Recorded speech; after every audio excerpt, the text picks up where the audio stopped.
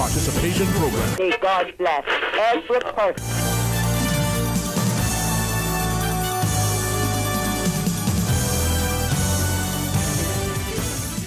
Hey, good afternoon and welcome. Thanks very much for joining us in another wonderful Wednesday's edition of Talk Today as we invite you to be part of a discussion. So stay tuned for Talk Today. Talk Today is brought to you by Subway, open 24 hours in Countryside, Anderson Square in Georgetown, and Centennial Towers in West Bay. And by the Ministry of District Administration, Tourism and Transport. Explore your history, explore your land, explore your sister islands. MedLab in Smith Road Plaza, your complete medical laboratory solution. Call 949-7331. And Savannah Pharmacy in Countryside Shopping Village, convenient opening hours including Sundays and holidays. Radio Cayman's Talk Today, the Cayman Islands' foremost listeners' participation program. We ask our listeners to avoid statements or comments which are abusive, derogatory, malicious, or defamatory. Do not use any indecent language or make any statement which is false or misleading. Email talktoday@candw.ky or call 1-800-534-8255. Courtesy of Flow, Cayman's #1 network that connects you to your world like never before. Let your voice be heard. Once again, here's your host, Sterling Dwayne Ebanks.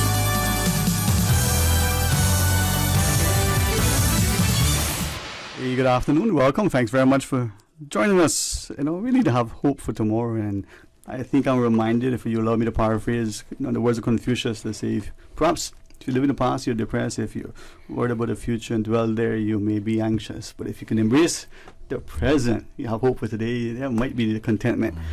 Mr. Brent, Hydes, good afternoon. How are you? Hey, good afternoon, Sterling. It's always a privilege and a pleasure to be here to talk about such a delicate subject. We know that this is not one of those subjects that we sit down at our dining room table and become our favorite conversation for the afternoon, but I'm grateful to be here, and we have such a great panel to come out and support really those in recovery that struggle with substance abuse issues, and together I know that we will make a difference. And I appreciate you sharing that, because I think like the discussions way back when in the public education relative to cancer and breast cancer through Lions Club Tropical Gardens, Dr. Alexandra Bodden with her mental health matters monthly show. We've had frequent discussions on recovery, on addiction, substance abuse, and I'm prayerful that as a society, the more we talk about it, we understand that it isn't them. We're not pointing fingers. It's us. It isn't the issue only of this, or this. It's all encompassing. The approach isn't just going to some treatment facility and you take a tablet and that's it. It's continual, with his permission, but without exposing him by name. He reminded me today. He says, it's been 30 years of recovery. 30 years. We're in the presence of some students that would have to triple their age, and they still wouldn't be 30. And he was saying to them, this is a walk every day. The simplest little thing could make him yearn for that life again. He doesn't want it. And to think 30 years on, and some of us would say, well, geez, if 30 years, you must be good. So with that, Brent, I commend you for, not just the work at Hope for the Day, not just the partnership with all the other entities, but this public discussion, and to our guests for joining, for partnering, for sharing with people so that we are part of this. Through you, Brent, do you want to speak to Mr. Mitchell first? Mr. No, I'll just allow these gentlemen to go ahead and introduce their wonderful selves, and we'll just continue the discussion. I made a mistake with calling Teddy by his wrong name. I remember Mark quite well. So you want to go with the eloquent or the elegant? Which one you want to go first, right? Just go with Mark and Teddy. It doesn't really matter. Mr. Campbell. All right. Start with the man in the middle. So, my name is Mark Campbell. I'm the Assistant General Secretary for the Cayman Islands Football Association. I'm also the President of Roma United Sports Club. So we give kids hope, both males and female, through the lovely game of football. And to my left is Mr. Vincent Teddy Mitchell, affectionately called Teddy by everyone. I am a footballer, ex-footballer, but I still maintain in the game. I run an academy with kids from 3-year-old to 10, and I'm also one of the legend. I don't know how I become a legend. Sorry, Brent was asking, is this in your own mind or real? Because he wanted to know it. Yeah, I don't know how I become a legend. And knowing that I still have a certain amount of youth in me. But I'm looking forward to this game. I will be a player for the Jamaican team. I was born in Jamaica. I grew up in Cayman Islands because I came here when I was around 16 years old, and I haven't been back since. So I'm a bit confused whether I should play for Cayman or play for Jamaica. But I said, well, the land of your birth, you have to play for them. I want to thank Mr.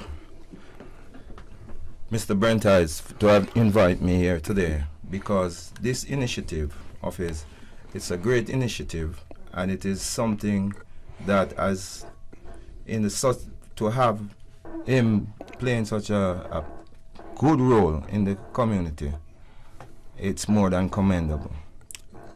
And I hope that we will have fun playing this football, and also I hope that we Jamaican team come out victorious. Yes. So either go ahead, Brent. Go ahead. At the end of the game, he would have finally probably make up his mind what nationality he should have been playing for. But you know, I'm gonna love the young lady to introduce ourselves, and we're happy that 345 have actually jumped on board gladly. Because they recognize also from the games past, and Coach Peters and myself has always talked about getting 345 involved in these master games, and I'm so happy that their organization has recognized not only what we're doing from Hope Foundation, but we have to recognize the community, and I think Teddy had kind of touched on it. You know, together we can all make a difference. This is not really about Hope for Today Foundation and its members. It's about us as a community, because we got to remember addiction affects us all. Yeah. We're not immune to crime, and sometimes it's sad that others have to be, their family members have to be affected by crime and this daily disease before they would actually recognize it for what it is. But again, as a community, this is our issue. It's not a police issue. It's not a government issue. It's a community problem. And we as a community, and if you live here amongst us, whether you're from Jamaica, whether you're from Cuba, you know, I'm not concerned where you're from. My concern is how much are you contributing to try to be a part of the solutions to actually some of the problems that we're looking at in this country. Indeed, together, Yes. right? 345. Afternoon, everyone. My name is Shanice. I'm a coach at 345 FC. We're happy to be on board with this foundation to help with the substance abuse. As me being like a young person on the island, I'm happy to be involved as well, because a lot of kids or a lot of people around my age, younger, older, are also having this issue. So to see me, or for them to see me here, shows that I care and I want to help the community as a whole. Mm-hmm. And this is, as we go into the break and we come back, Brent said it, as he says it often, it's like a community issue.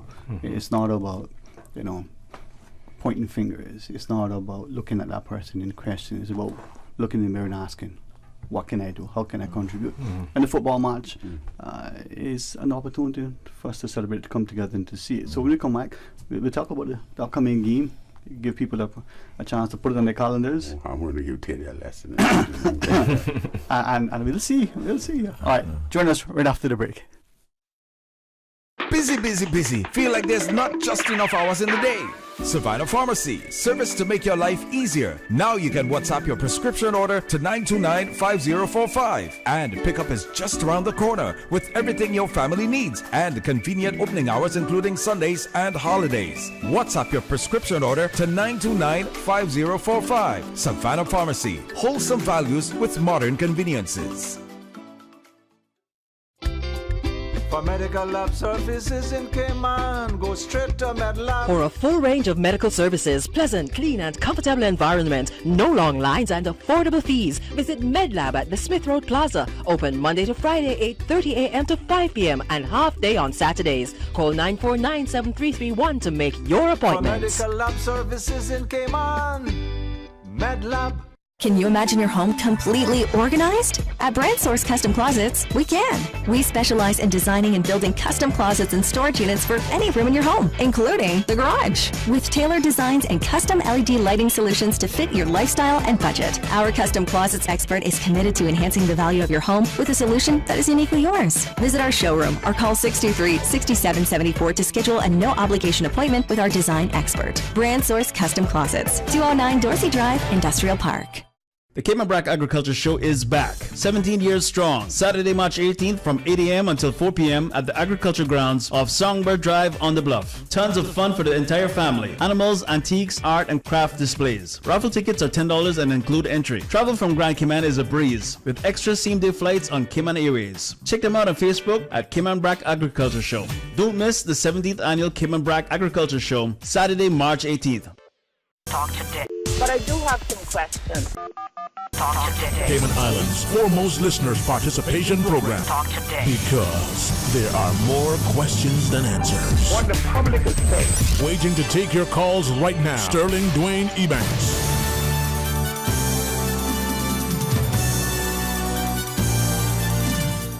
Hey, good afternoon. Welcome back, and thanks for joining us at 1 p.m. We have another discussion that we want to share with you. Some excellent people join us, including Parliamentary Secretary, Heather Bodden, as one of the guests, and the DCFS Director. But now, hopefully, the Clash of the Legends football coming up. What seems like almost tomorrow, but we're still in the month of March, so we've got 2 months, hence almost to the date. Yes. Brent Hydes, Coach Sherine from 345, and then Mark Campbell together with if I call him Vincent, nobody would probably say, it's not election, so Teddy. Not Michelle Platini. But Brent, yes, football, right, as Teddy was sharing, it's a good way to bring this community together. It's probably one of the sports where you can play lifetime, all your life. I mean, Teddy just gave us, and I went during the break, as you saw, yes. I pulled up my calculator, put it in the spreadsheet, did the formula. At age 16, and he's been here forever, so that makes him 974 years old. Right? So you can play until all of Tuesday. But you can play no matter what age, Mark. You can play no matter what ability. It doesn't matter if male and female playing on the same pitch. It's a beautiful game, and you can spectate as loudly and come away victorious, even if your team didn't have the winning goal. Right? So why football? I mean, I said, why that? It is what it is. It's the beautiful game, and it's the most popular sports of any sports that people watch. As far as my experience worldwide, there's so many people that participate in sports that are spectators to watch the beautiful game. There's probably not. I can't think of a country that does not have someone in their homeland that are representing their nationality through football. For me, I love football. Football is something that has taught me a level of discipline, to a level, of course, Teddy. I'm not sure Mark, but this young lady probably a little too young to remember. Back in the day, I fell off track and went off on, I would call it some sort of deep end. But football in my life has taught me discipline. I always believe that healthy body, healthy mind. And I love this game. It allows me to have some physical contact, just not too much, where kind of like American football, where they're bucking each other head and all kind of thing. And it takes so much skill and maneuvers and stuff like that to play this game, you know. As I'm sure Taylor would remember that, you know, when it comes to this game, I was probably one of the most slipperiest players that was around back in the day. That's why I wanted to invite Teddy on, so kind of refresh his memory of the good old days and what it used to be like, and how slippery I was, and how difficult they had it to try to catch up on this old West Bay body. So it's just fun. You know, it's just an afternoon bus out, fun. Before we give Taylor a chance to respond, we got a couple of callers joining us, right? Because I think you need to take him on, Taylor. But let's hear the callers first, all right? Absolutely. All right, let's go to the phones. Welcome. Good afternoon. Thanks for calling. Good afternoon, Sterling Dwayne. Hey, good afternoon, man. How are you? I am good. Good evening, Brent. Good evening, Teddy. And good evening to the listening public. This is Courtney Miles Sr., but known as Butch. One of the better referees, right? Thank you. I just want to take this medium to let the public know how refreshing it is for me to listen to the Dwayne and my good friend Hydes. Mm-hmm.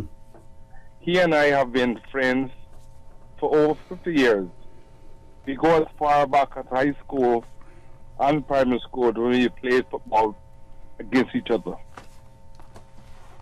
He was very fearful in the field, but when he came into my area, I let him know who was in charge. Go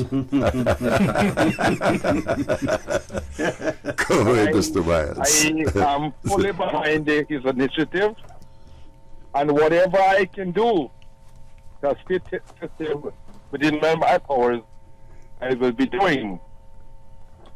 Last week, he asked me if I could make an appearance for the match.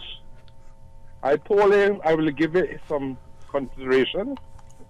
And hearing him on the radio today and hearing that Teddy will be there, I have made a conscious decision that I must give an appearance.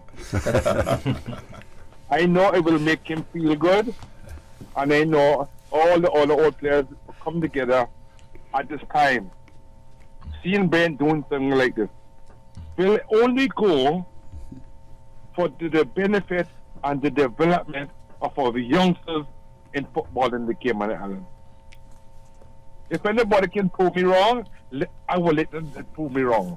But he's on the right track. Yes. He has his mind in the right position, and he surrounded himself with people who could move this forward. And today, I commend him for the job he is doing to move football forward. Thank you, Brent. Keep up the good work. See you on March Day. Thanks so much. All right. Thanks very much, man. Thanks very much. All right. Now, well, Mr. Hydes, we're ready here, man.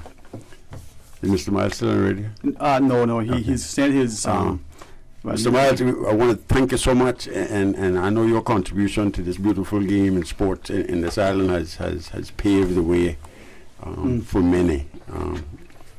We just got Sergeant Montague that walked into the radio station, so came on just about ready to give him a lesson in this game. It's kind of going to be like Argentina taking up France on this particular day. All right, but as we welcome, Sergeant Montague. Well, no, I think last time you were here, I think I gave him a promotion. That's just for permission. I better be careful. That's our football. All right. So I'm not sure. I think you're back to all the games, but before we invite you into the discussion, let's take this other caller as well. Yes. And football, one thing better is politics. Let's go to the phones. Hey, welcome. Good afternoon. Hello. Hi. Good afternoon. Good afternoon, Mr. Moderator, and good afternoon to all of your highly esteemed guests. How are you? Very well. How are you today? I'm doing very well. My name is Quincy Brown. The last time I called your talk show was on December 28th, and I was cut off abruptly by a nurse in hospital. Do you recall that afternoon? Yes, sir. I recall you giving us some good information and then being asked that you weren't able to use the phone at that time. Yeah. I'm very grateful to be listening to Radio Cayman this afternoon. Radio Cayman will always hold a very special place in my heart. Not only was it my place of employment for 7.5 years, whenever I come to Radio Cayman, there's always a warm welcome. I would like to thank the Health Services Authority, Faith Hospital, and the Georgetown Hospital, Caribbean Haven, and Hope for Today Foundation for their continued part that they play in my recovery. Okay. The truth is, I am not responsible for my addiction, but I am responsible for my recovery. Now, I want to be very brief, but I want to encourage everyone to support Hope for Today Foundation, support our young people, particularly when it comes to sports. If you have a choice between drugs or sport, choose sport, obviously. I would like to also remind the listeners, though, that March is supposed to be, some date in March is supposed to be a day where we go to the polls. There's a referendum on the legalization of weed and also on gambling. And also March is supposed to be the month that we get the mental health facility, the long-awaited mental health facility opened. I don't know where we are with that. And today at 4 p.m. in West Bay, Loud Silent Voices, West Bay Community Group Home, will be having their official opening. They had a soft opening back in 2021. I'm trying to get a lot in with the limited time that I have. Right. Because I don't call often, and I'm calling in my very good senses. I think it's very important to realize that the tourism stipend was not going to continue ad infinitum.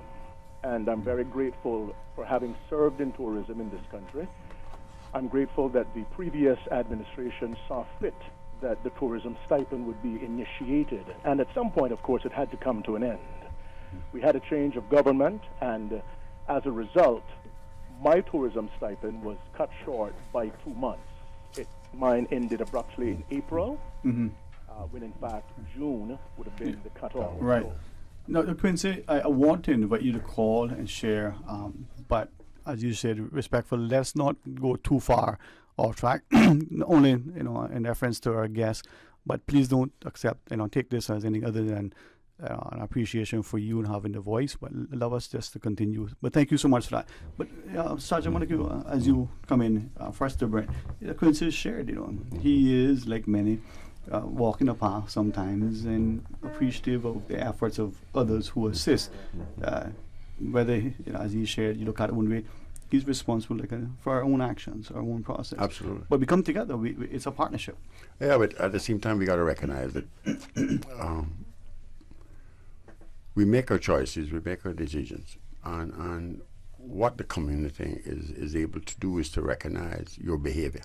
When you have a bunch of people in the community that continue to do interventions and are trying to point out some of the behaviors that you're displaying in your actions and what you're doing, I always try to say to these individuals, you need to open your mind. You need to listen to what people are saying, because the bottom line is what we're doing and the way we're operating under our own steam and the choices that we're making just is not working. So when I'm deciding to do things and running my life in my way and the things that I'm doing are not working, it means I have to open my mind. I have to listen to what other people are telling me, and I may not necessarily want to do that, but I have to start practicing different things. I need to try to apply some different life skills, some behavior issues. I just need to start doing things different because what I'm doing isn't working. Right. If it's not working, I need to change. Yeah, it's... Well, perhaps, Sergeant, I want to give from that perspective. We look at football and, early on, Mr. Campbell shared, 2 hats. His association with the football authority, if I can use that word, and then his association with the football, club. And when we come to a pitch, we come as a player and sometimes a spectator. We become as, so many things, but there's one thing that we share. Yeah, we share the passion, and that can bring us together. So it doesn't matter if you're a police officer or a pastor, whether you once you walk in the community, your take on our discussion and the importance of, not only recovery, but what this game could be. Yeah, I'll start off by saying, and thank you all, that it's truly reflective of the spirit of Caymankind. I'm sitting here as a police officer and also as for the love of football and in support to Hope Foundation. Brent here on my right is doing a tremendous job, and I think sorry, any foreigner come to the island and see what we are doing here, it shows you the culture and the integration of people who come here and what the Cayman Islands is expecting of one who seek to live in the Cayman Island. So I would not want to miss this opportunity today to show Brent that we publicly, and those who are part of the Hope Foundation residents, that we're truly behind them. We all make mistakes, and Cayman is an island and a people, make up of a people that is truly forgiving. If you want to experience forgiveness 70 times 70 in a day, Cayman Island is reflective of that. And just to endorse and to piggyback on what Brent said, we take responsibility for our actions, yes, but we also remind you that you will be forgiven, and we'll take every step for intervention to assist you, and we still approach it with a spirit of love. That if you come to the Cayman Island, those who have gone through the penal system, they will still talk to you as the police, they will embrace you, and they will have a healthy conversation with you. And we, the police, find that very important. We have to embrace and support that. And that's why I make it an opportunity to be here today. Football can unify. It's, as we come back from the break, Brent, I know we have like 15 minutes or so left for our discussion, but the game is afoot, right? Yes. So after the break, join us. Taylor, we start with you because you need to get back up. So after the break, what is he going to say to Brent? Is the game going to be all right? Stay tuned. A caring and community spirit, cherished family and cultural values. These are some of the things that still embodies the Caymanian way of life in the Eastern Districts today. Savannah Pharmacy, your neighborhood pharmacy, located in Countryside Shopping Village, is delighted to offer products and services of real value. Whether it's catering to your family's medical needs or carrying apparel, gifts, and beauty products, Savannah Pharmacy provides you with more than just prescriptions. Remember, they're always just around the corner with everything your family needs and convenient opening hours, including Sundays and holidays. Savannah Pharmacy. For more information, call 946-3336. For medical lab services in Cayman, go straight to MedLab. Blood test, x-ray, and mammogram, all of that is MedLab. Affordable fees and friendly service, a full professional team. MedLab is always comfortable, MedLab is always clean. For medical lab services in Cayman, MedLab. Barry's Golden Jerk, the Cayman Brac sensation, ranked the #1 restaurant in Cayman Brac by TripAdvisor and home of the authentic jerk. Barry's Golden Jerk, serving large portions of the best jerk chicken and pork. Open Wednesday, Friday, and Saturday near the airport, or call 917-6713. Barry's Golden Jerk. It's simply better.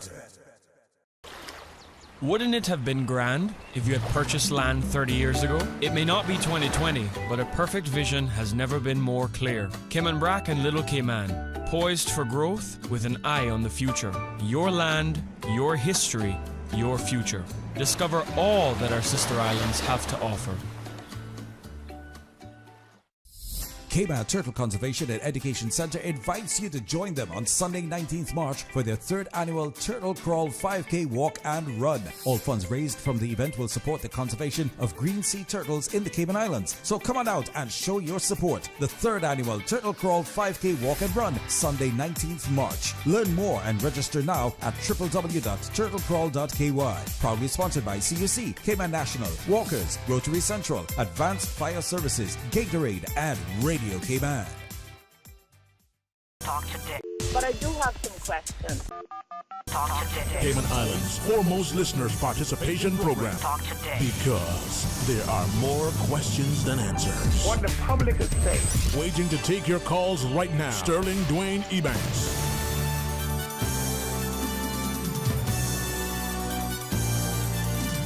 Hey, good afternoon. Welcome back, and thanks for joining us. And in the studio, as we get you excited about the Clash of the Legends again coming up on the 15th, Monday holiday in May. Brent Hydes from the Hope for Data Foundation, Sergeant Michael Montague from our police service, Coach Shanice from 345. And very many hearts, maybe not the pharmacist today, but Mark Campbell together with Teddy Mitchell. I think Brent has christened Michelle Platini, but before we get to Teddy, let's just go to the phones and welcome this caller. Hey, good afternoon. Thanks for calling. Good afternoon, friend. How are you? Excellent, excellent. How are you today? Not bad. You? Oh, blessed, man. Healthy? Thank God. Yeah. So I got 2 comments, one for the police and then one for Brent. So I'll leave the best for the last. Yeah. To the police now, you respect you to the police, man, because they're all flesh, all the blood goes through the veins. That's what I'm trying to say. Okay, respect is due to them because everybody expect the police to be in one place at the same time. They can't. And these criminals are around here. Criminals we have around here. Yeah, they can't do everything at one time. You know what I'm saying? I mean, Mr. Ebanks. Mm-hmm. So, respect due to the police then. Because sometimes they say the police chase cars and stuff and put it on case and then the person gets killed off. You can't be in the police for that. That's what I'm saying. When you go get your license, if they say you see a emergency vehicle, you see the light flash and you're supposed to stop beside the road, right? So when they don't stop, everything happens, it's their fault, it's not the police fault. So respect it to the police. I respect the police at any time. Next one up for Brent now, Mr. Hyde. You come with the same class, woman. You have to understand that me, I could have played any position I wanted, I was a left back playing 60 MB, but I was a right footer. And if you want competition, call me up, man. So you know who it is, Yes. You know who it is. Call me up. You don't call me for nothing, man. You just call up this guy inside, but you don't say, come in, let's do that thing now. When you see me by somebody, say, what one, man, that. All right. Well, let me let's since we're having this conversation, let me call you out. Let me just give us your name and let me invite you to come down to Edward Stadium on May 15th. I'll have the boots for you, I'll have the jerseys for you, and if you're ready to rock and roll, we'll find a place for you. So just show up. Say they come over my camp. Don't worry about that. Kid is the one you're coming to go against. You just be down West Bay at Edward Stadium, May 15th. Yeah. Robbie, if you want to give the number off here, and I'll pass it to Brent for you. All right. 4 men up in England. 4 man he match up in England down one corner.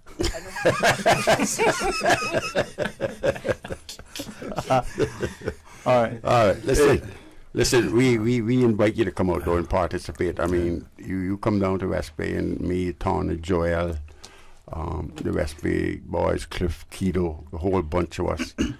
We'd be happy to have you come. And we got Mr. Miles, Inspector Miles is going to be coming out and participating in the event. And we're hoping to get Mr. Rennie Barnes to come out. So we have a whole bunch of stuff. So you just come down, we'll find a jersey for you, we'll find some boots for you. And then you can watch Elite kick 345. Yeah, well, we won't hear about it. Thanks very much. But today as I was listening to especially the last caller, and Brent's, salvo, I would say he sound kind of ambitious. I mean, he want to challenge you, take you on, and I wouldn't want to call him about champion, but what you got to say about that, man? Well, he can speak as much as he wants, but, I think on the day, the football will speak for us.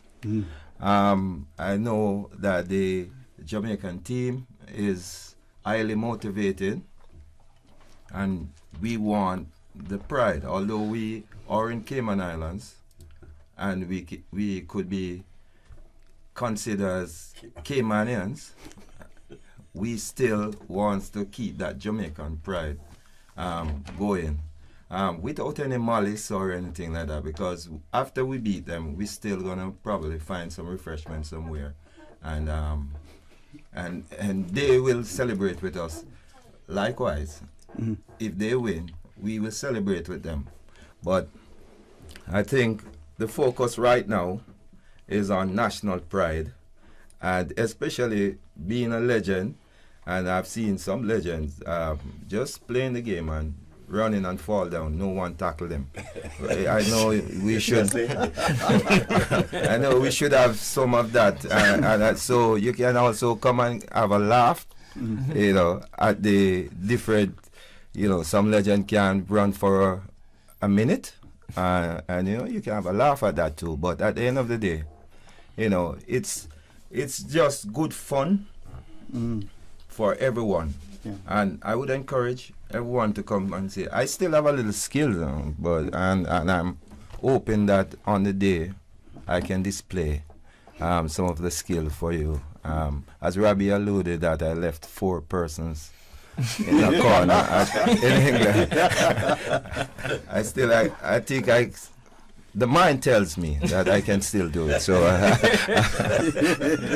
so question is, I mean, you and I, you know, being the youngest in the group, us young people, we gotta stick together. Well, as Taylor said, you know, the mind is willing, but is the body giving? And it's important that, as you should have said, thanks so much for being part of this. That the idea that this is camaraderie and this is fun, this is bringing the community together, this is for a great purpose and a cause, and to be reminded that as much as we joke, as jovial as we are, this is serious, because addiction, recovery, the impact on the community is individual but collective for you and for the young people. Sport is a great way, but we're not immune because of how tall we are, like Sergeant Montague, how handsome we might be, like Brent, sorry, Campbell. Or the job we have. It affects us all. It can affect us all. What do you say to the wider community, especially, you know, the older ones of us, to be a better example? Like you said, like substance abuse, like you said, it's hard. Is everywhere. You see it on the streets. You see it around your friends, around your family. So I just say it, like, to the older community and even the younger ones, like, be an example for the younger kids coming up, because they do look up to us no matter your age. Just try to live the right life, lead the right way, and hopefully they're following your example. Indeed. Sergeant Montague, if I might, I mean, only because 2 reasons. One, almost everybody in the community knows you. 2, you know, smartly done in the wonderful uniform of RCAPS, and the fact that you've identified that. But as a community, we see policing and we see the need to apprehend. There's the arrest, conviction, all that. But sometimes we don't see, like you and others who, as Taylor alluded to, it's about the community effort. How do we make sure that this isn't a continual behavior? And more importantly, as the media perhaps has termed it, designer drugs. As new things come into a community that may have only been over there, whether it's ecstasy, fentanyl, or whatever, I wonder how much of us are appreciative of the impact that this is having on us, and accessibility, the ease with which you might find, forgive the colloquial terminology, a spliff, right? But you can also find that thing that, oh no, that's not here. But it is. You just need to ask for it. You just need to know where. And it can be definitely. What do we do? How do we get people to understand the seriousness of this, despite how much fun we're having and how much we want to see people in recovery? Yeah, well, definitely. In that way, the police recognize also that you have to coin enforcement with education, and also rehabilitation or change doesn't just come from the police but from the community in general. And this platform on the 15th of May is one of those opportunities that bring about change, or it continues a dialogue. And once you can bring people together and you can have a conversation, then there's hope for change. Yeah. All right. Mark, So I'd like to add to that by saying, you know, as a football family, you know, what 345 is doing with their youths, what grassroots football through Vincent is doing with it, what Roma is doing, what Elite is doing, you know, those things are positive influences on their development. You know, we want to give them positive stimuli through exercise, through training, disciplines, through the people they're associated with, the coaches, their team members. So those are the things that we try to increase the positive stimuli, and reduce some of the negative stimuli. And therefore football has always been that game that make us cry when we get 7 or when we win 7. So 7 seems to be a magic number nowadays. So this game on Monday, May 15th, definitely summarize the fact that football is hope. Football excites us and sometimes makes us cry. Football is hope. Well, as we close our discussion, Teddy, to you and then to Brent. Well, I can't bolster this any more to the public that we need all the support that we can. It's not only for the game, but also for those inmates or residents at Brent's, the Hope Foundation. So I would implore everyone to come out, have some fun, and watch the Jamaica team win. Well, Brent, you got a last word, boy. Lucky you. Absolutely. Well, at this point, I think I just want to thank some of the sponsors that have actually jumped on board to not only to support the foundation, but to recognize the work that the foundation is doing in the community. So, you want to look at Colwell Bankers, you want to look at Jump, Cayman National, McAlpine, Calypso Grill, Medak, Coconut Joe's, Lobster Pot, Island Taste, Shore Built, J. Michael's, Island Year, C2Q5, Dr. Thomason, Morgan's, Excuses, and Foster's, particularly, who has been so instrumental within his staff. But most of all, let's look at Princess Jewelers, who has jumped on board with us and has contributed so much to the benefit of this event and to give something back to the community. But what I want to do is to look at, let's say, the community as a whole, whether you're Latino, whether you're Jamaican, it doesn't matter what nationality you are. We have to look at this as a community issue. We have people in the community that struggle with drug and alcohol addiction. And I think Mark had kind of touched on it. This event kind of opens the venue for us to remove some of the negative stigma that surrounds substance abuse. So we got to see it for what it is. It's a family disease, and sometimes we have to look at it, and it could drop at either one of our doorsteps at any time. And it really doesn't matter what job you have, where you work, the level of education you are. Addiction has respect for no one. Our decisions that we make on a daily basis sometimes will determine how our lives are actually going to turn out today. So we have to practice healthy activities and make some good healthy decisions for ourselves. Guys, I want to thank you so much for partnering with the Hope Foundation and recognizing what we're doing as a community. We also want to thank the Cayman Islands government, who has recognized what we're doing. We'll see you on 15th of... When we meet again. We got another discussion prior to the 15th. But thank you all for coming in, and hopefully as a community, as was shared there, it's not about a game of football.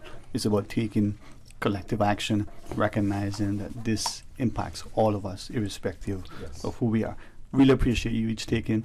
Coach Shanice, thanks so much, for bringing so much of a better presence to the audience. Thank you for coming along. Gents, have a great day as well. All right, when we come back, please rejoin us. We have another fantastic discussion in store for you. Follow Radio Cayman on Twitter. All the latest information, breaking news, community events, and more. Follow us at twitter.com/Radio Cayman. Today's biggest news. Radio Cayman. Your voice, your choice. Local, regional, international. This is Headlines from Radio Cayman's newsroom. Today's biggest news. The Headline News is brought to you by Health Services Authority. With your latest headlines, I'm Felicia Rankin-Solins. Water Authority Cayman advises customers in the districts of Northside and East End of planned works on Thursday, February 16th between 12 a.m. and 4 a.m. to facilitate leak detection. During the works, customers will experience intermittent service. In international news, Russia said on Wednesday that it would try to retrieve the remnants of a U.S. drone that crashed into the Black Sea. The large MQ-9 Reaper drone plunged into the water on Tuesday. The U.S. said it brought down the damaged drone after it became unflyable when a Russian jet clipped its propeller, but Moscow has denied these claims. Speaking on state television, Russian Security Council Secretary Nikolai Patrushev confirmed Moscow was attempting to find the aircraft. A Texas judge is hearing arguments about whether a commonly used abortion pill should be sold in the U.S. in a ruling that could curtail access to the drug nationwide. The pill can be taken at home and is used in more than half of U.S. pregnancy terminations. A lawsuit filed by an anti-abortion group in Texas argues that the drug's safety was never properly studied. The drug has been approved for use for over 20 years. These are your headlines. I'm Felicia Rankin-Zollins. For the latest in news and information, follow Radio Cayman on social media, Facebook, Instagram, Twitter. Download the Radio Cayman app or log on to our website, radiocayman.gov.ky. The headline news are brought to you by Health Services Authority. When you have a sports or fitness-related injury, trust the expertise of the HSA Sports and Exercise Medicine Clinic to get you back in the game. Our internationally trained and certified physicians specialize in sports traumatology, sports medicine, pain management, and orthopedic surgery. For treatment of common injuries such as tendonitis, arthritis, tennis elbow, rotator cuff, or knee tears, schedule a consultation with the Sports and Exercise Medicine Clinic at Smith Road Medical Center by calling 949-8600 or visit hsa.ky for more information. Radio Cayman is pleased to feature this special Sister Islands historical vignette brought to you by the Ministry of District Administration and Lands. Explore your history, explore your land, explore your Sister Islands.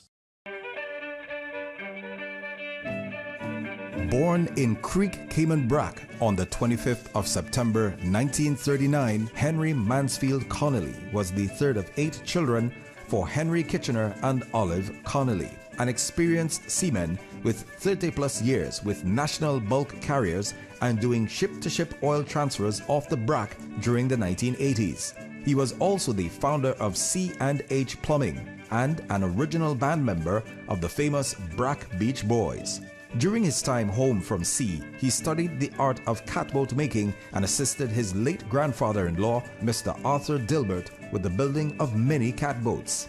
Mr. Connolly loved serving in the community and was a volunteer during hurricane emergencies and assisted with the hurricane preparations, especially seeing to the safety of the elderly and the community. He would often share his fishing catch with friends and neighbors and bring Christmas gifts for the elderly. He was married to Elmitha Dilbert for 60 years and has 4 children, 5 grandchildren, and 2 great-grandchildren.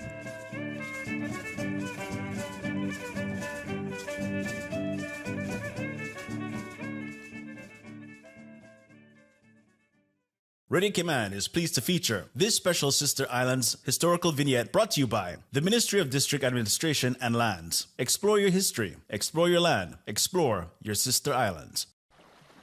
Explore your history, explore your land, explore your Sister Islands, the ultimate staycation experience. Your culture, your freedom, the land that time forgot isn't gone. It's your Sister Islands. Discover all that our Sister Islands have to offer.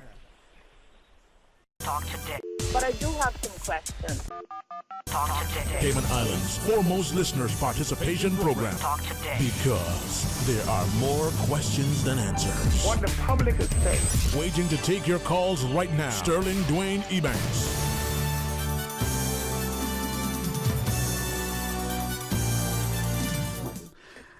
Hello, good afternoon and welcome. Thank you very much for joining us. And as much as our wonderful guests now would, given their diligence and dedication and absolute determination and love and respect that they have for their jobs, they would stay here until sunset to share. But because of that, absolute commitment to their work, I have to be mindful that they've only got until 1:30. So thank each of you very much for joining us, and with great deference to our Parliamentary Secretary. Perhaps Mr. Quinlan, good afternoon to you, ma'am. Through you, welcome, and we'd like to welcome the other team members and the Parliamentary Secretary. Thank you so much, Dwayne, for having us on today, the Department of Children and Family Services, and thank you, Ms. Heather, for being here. Thank you, too. Minister Andre Ebanks sends his apologies. He's unable to be here with us, so in his absence, I'm happy to fill in. So thank you very much. Well, I think he would say, he could send many people, but maybe none as good. So, yeah. Well, I'm honored to be his parliamentary secretary, so I think I'll do all right with that. Yes, well, thank you. And the idea that, social work and social workers, the fact that it's, social work month, and they evolve in work. the little bit that I know, I keep telling people, little learning is a dangerous thing. We're not seeing only social work and social workers in the government sector, but we're seeing some semblance of that within the corporate sector. Companies employing people with those degrees, facilitating their own staff, and by extension, their families. So again, back to you, Ms. Nicole, as we go through, and then perhaps to Ms. Barnes and then to Mr. Duncan. Why is this important for us in this community? Because I think social work has been synonymous, with so many of our citizens without even being, rewarded, recognized, or somehow, celebrated as it should be. Mm-hmm. Thank you for starting us off that way. I think one of the important things to recognize is that social work is a profession. Mm-hmm. I think that gone are the days where people think that anyone could be a social worker. Mm-hmm. It's a degree that you go to study for specifically for that. And it gives you certain qualifications to be able to address the needs of the people in your community. But as you said also, you can have social workers in the medical field, you can have social workers at school.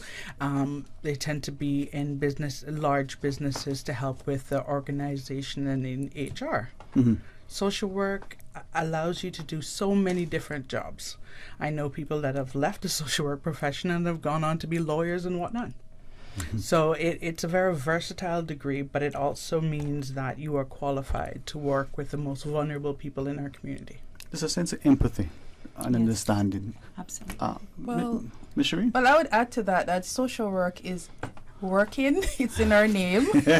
And it's a helping profession. Uh-huh. We're here to help. So in whatever is needed, whatever capacity, it's a role of helping and also serving. Mm-hmm. So as Ms. Nicole said, we serve vulnerable groups in the society, and I think it's important that we're here. Mm-hmm. And we're so excited to be celebrating 60 years. Yeah, there it is. DCFS turned 60. I mean, in 30 years, I'll be 60, so that's good. If I might, right, through your team leader, Mr. Duncan, if I may come to you and just ask you, because even today, in this 21st century, that may seem like the Buck Rogers era for some. I know Miss Heather will get her reference. People like, Buck Rogers, who's that? Men sometimes gravitate to certain things and not to certain things. Maybe it's societal, maybe it's just whatever the reason. Could we ask you if, again, and I'll do it through your team leader so that I'm respectful to your post. Give us a little bit intro of you. Whether you want to say Calvin Duncan and 6'8", standing at 150, or why you would gravitate towards this, and then we get into because I'm hoping that we'll encourage more of us to look beyond what we see in the mirror and to respect and recognize the contributions that we can make. Would that be okay, sir? Sure, that would be fine. All right, thank you. My name is Calvin Duncan. I'm 6'3". What caused me to gravitate towards social work is, for me, it's actually a passion. Mm-hmm. Growing up, my parents became foster parents while I was in high school. So as the oldest child, they were talking to me about some of the things that the children that we were helping experienced. So just hearing that, I just always wondered, like, who is it that helps these children? Who helps them? Because I always, just being in the home and interacting with them, I always try to think, what could I do to make their life easier, especially hearing all of the things that they've experienced. Yeah. So as I continued my studies, that's when I found out that it's a social worker that does it. Yeah. So that's what made me gravitate towards the profession. I just want to help people. I think, as you shared, that inspires us, because I think as parents we recognize that what we do in our homes, consciously and unconsciously, impacts our children and the wider community. You remind me of two things immediately. There by the grace of God go I, and if not now, when? If not me, who? So we all have to do.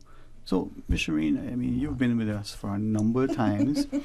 We've had some great banter. Yes. She's even promised that she'll host when if I like to come and take over his show. Yeah. And most times, with her consent, most times. But that passion, that, as Mr. Duncan shared, it's about impacting people. And it's not just about telling our children, hey, this is a rewarding career. It's about us helping and not looking for any reward, beyond what is actually evident. Yes, so I was attracted to social work because of the advocacy. Mm-hmm. I always felt as if people in my community, people around that were vulnerable, that needed a voice, I felt as if I wanted to make a connection for them, a link for them. So that's why we're embracing this theme this year, the Social Work Month theme of breaking barriers. So, you know, the barrier is anything that prevents them from getting to where they need to be or where they want to be. So that's our business, that's our remit. And for us, the only statutory body in the Cayman Islands for child safeguarding, we're very proud of what we have achieved so far in terms of breaking barriers in our 60 years. Yeah. So later on, we'll go further in the next 17 minutes, okay? Because I need to be mindful of Miss Heather. But Miss Heather, if I might, and guide me, Mom, because even though we're close in age, I have the greatest respect, like many of us, for you. You're parliamentarian. You are involved in almost everything in the community that is helpful and beneficial, from fishing to beautification to the works. And I think through your being a member of parliament, you can impact and influence our policy. If I were to describe you, a social worker by heart, Absolutely. I mean, it would seem to be a fitting, moniker for you, right? A social worker. It's a passion. Mm-hmm. It's a passion that you somehow just, one day you get up and you realize that you have those people that really need to be taken care of, and you just get involved, and it just all becomes naturally. Mm-hmm. I have loved senior citizens and have been a part of making their lives better for many, many years. And even though we have a busy schedule within our lives as being elected members, we still find time, or we have to find the time to take care of our seniors. And we have events where we invite them for breakfast. We do all sorts of things with our seniors because they're in their golden years. And I mean, if we don't begin to let them live what is left of their lives to, in comfort, then we're failing. So it's something that I find that I very much enjoy every day, that I have to look after seniors. It's just a passion of mine. So for Ms. Nicole, you shared, the social worker looking after the most vulnerable. And as Ms. Heather was referring, we have the elderly, we have the youth, and the bookends in our society and how we treat them. I always marvel at the stories my father would share as he traveled to Japan. And my impression, interpretation from what he said, he'd go ashore, he'd spend time there, he'd visit the homes. And the reverence, the respect that they had for their elderly. I want to visit, I want to see if that is really true. We see it in the movies and the like. We see other societies do the same. I want us to be that society. Yes. And I think that the Department of Children and Family Services, with the support from our ministry, is also looking towards how can we improve the lives of our seniors. They are the persons that built Cayman.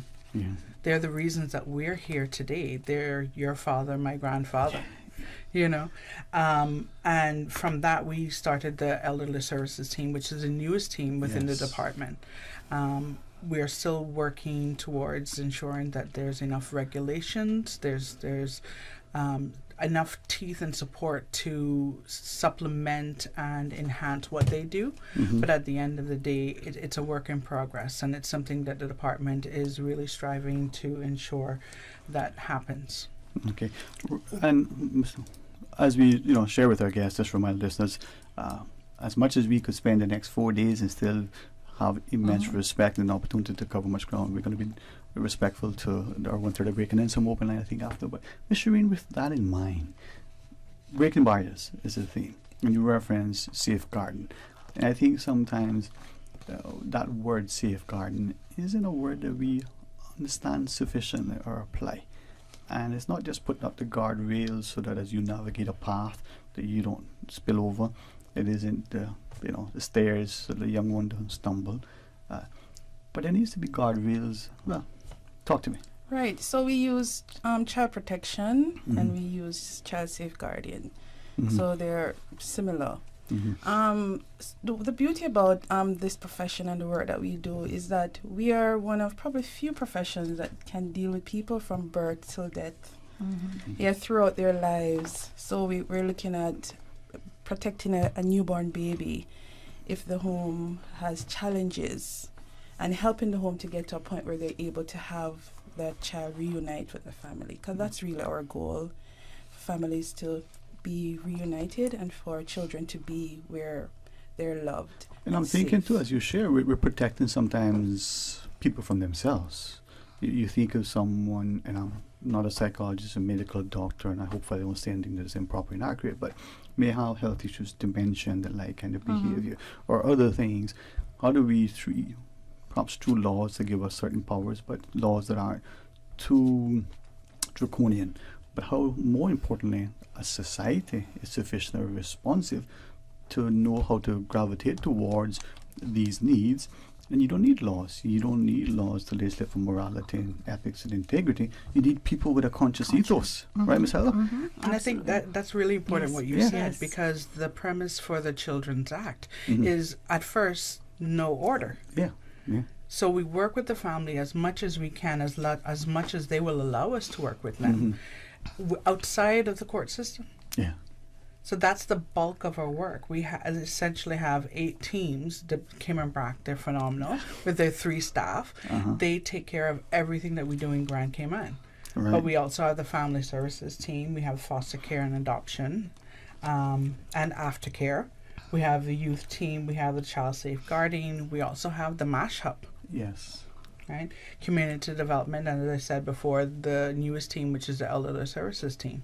So between all of us, which is a total of 33 social workers, right, we look at all the needs within our community from birth until, so the end. Before I go to Mr. Duncan and then Ms. Barnes, to continue with you, Ms. Quinlan, we can have laws and we complain about no enforcement. But back to, and I hope this is not naive, back to what I think both Ms. Heather, if she would allow me to sort of tag on to her thought process, that cultural ethos that needs to be inculcated within us as a people to say, listen, we need to be aware and responsive, we need to be actively engaged and informed and willing to step up through a talent, a time, and a treasure to assist and ensure that as a people, we are helpful. Not complaining, but championing. Right? So how do we get there? How do we get there? We get there first by educating. Okay. We need to, as a people, and this is part of what the department is doing now, using Social Work Month, but also our year-long celebration of the 60th, to say, this is what social work is about. These are the challenges that we see. This is how we want to work with the community to make everyone's lives better. At the end of the day, whatever happens in Ms. Heather's house eventually leaves her house, and it comes out and it affects everyone else. So your child will play with my child.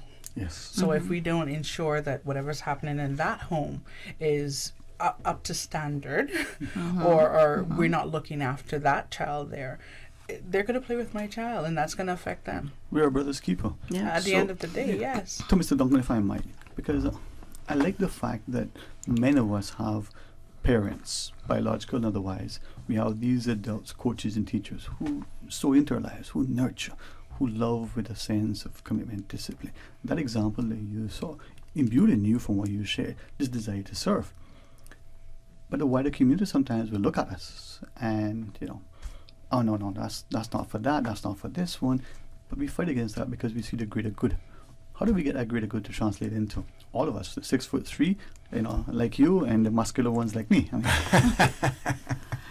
Well, it's through the events that we are putting on through our Social Work Month. That's a part of the reason that we're doing this month, is not only acknowledging the work of our dedicated staff members at Department of Children and Families, as well as other agencies that have social workers, but also putting on events that bring awareness to the community of the profession, and ensuring that we're continuing to work with the community and upskill them and just provide more knowledge on ways of ensuring that everyone is successful in the community. We're all in this catboat together. So Ms. Barnes, you said we'll get to it, but we need let's because I think there's a lot of great things that are happening, a lot of demands increasingly on us, our time, on our governments and its budget, on all the resources, and yet sometimes things go unchecked.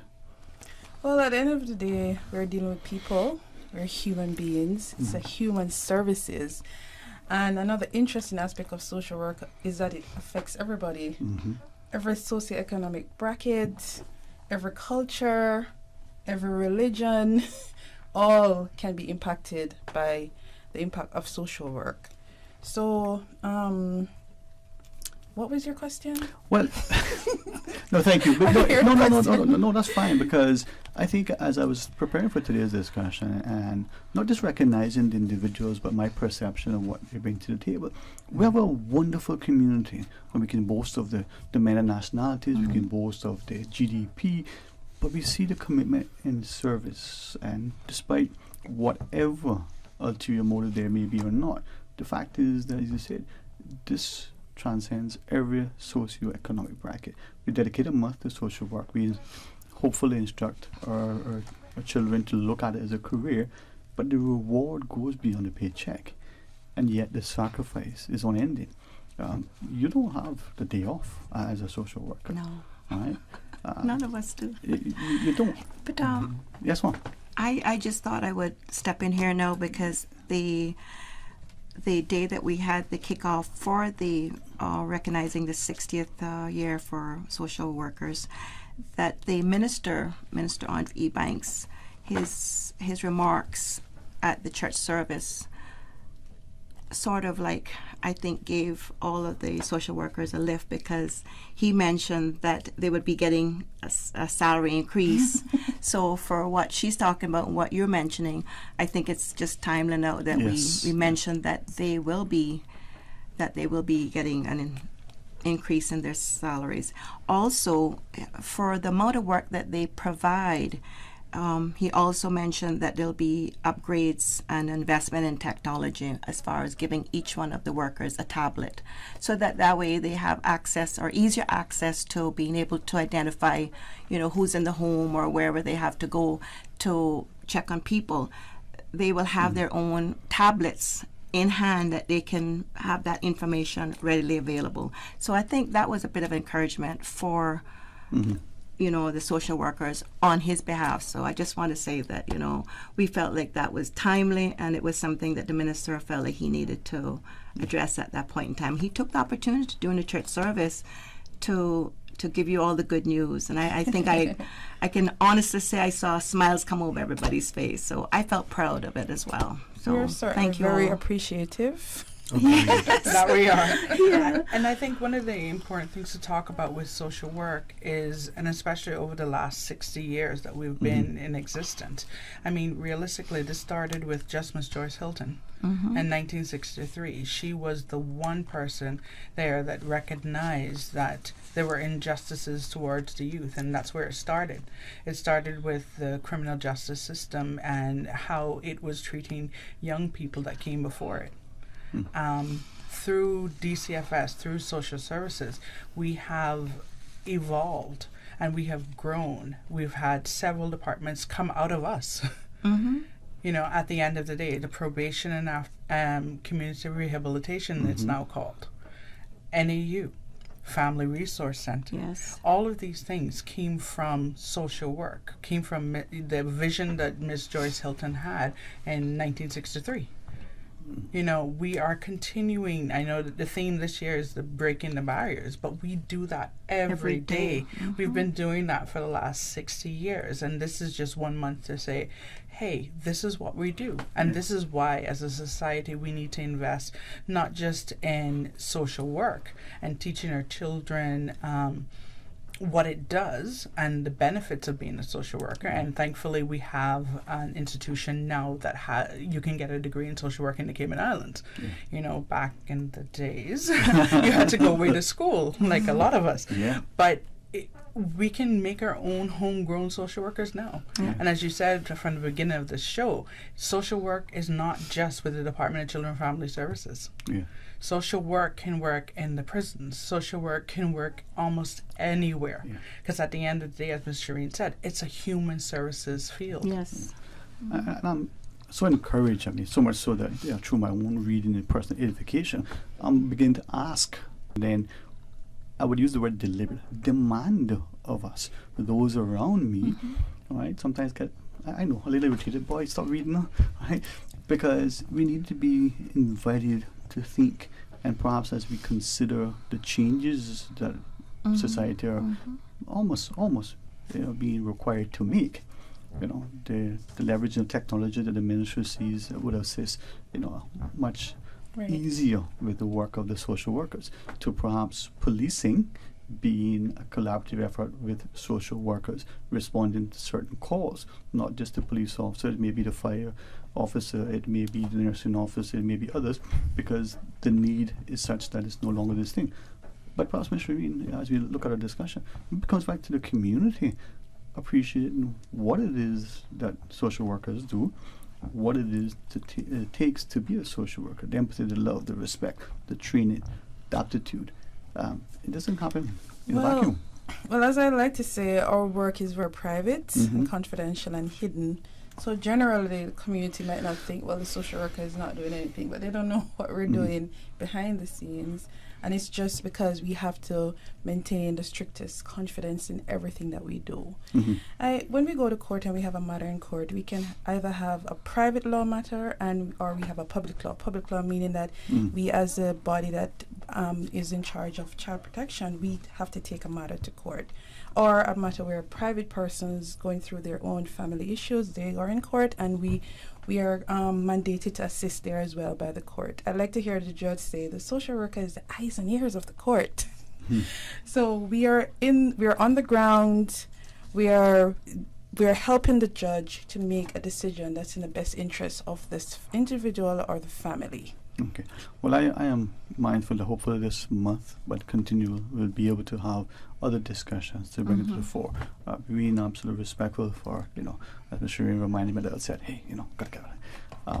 As we wrap up the discussion, perhaps respectfully, if you have anything else you want to share with Sherine and then Mr. Duncan, and then we'll, end with the Parliamentary Secretary. I would just close by saying all of us have problems in life, and the social worker's role is to assist with whatever the problem is.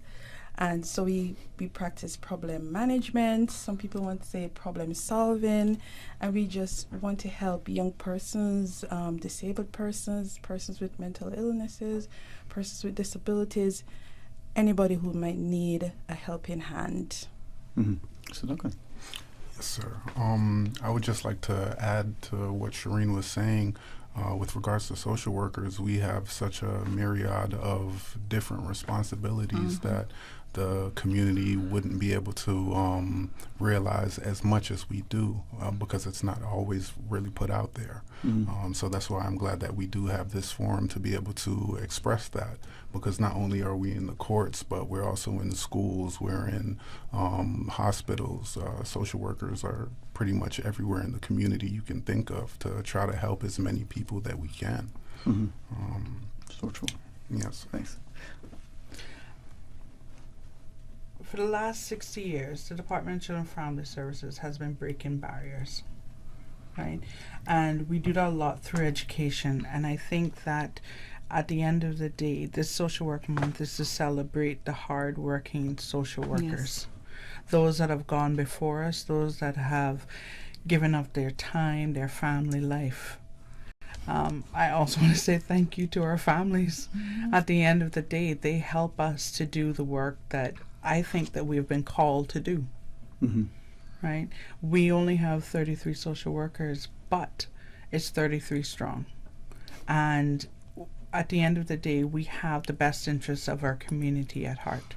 And I would like to just invite everybody to learn more about social work and join us as we celebrate ourselves. Join us as we celebrate the work of the department.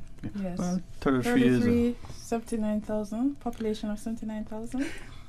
Well, I was going to say 33 is a great number. Some would say the pinnacle.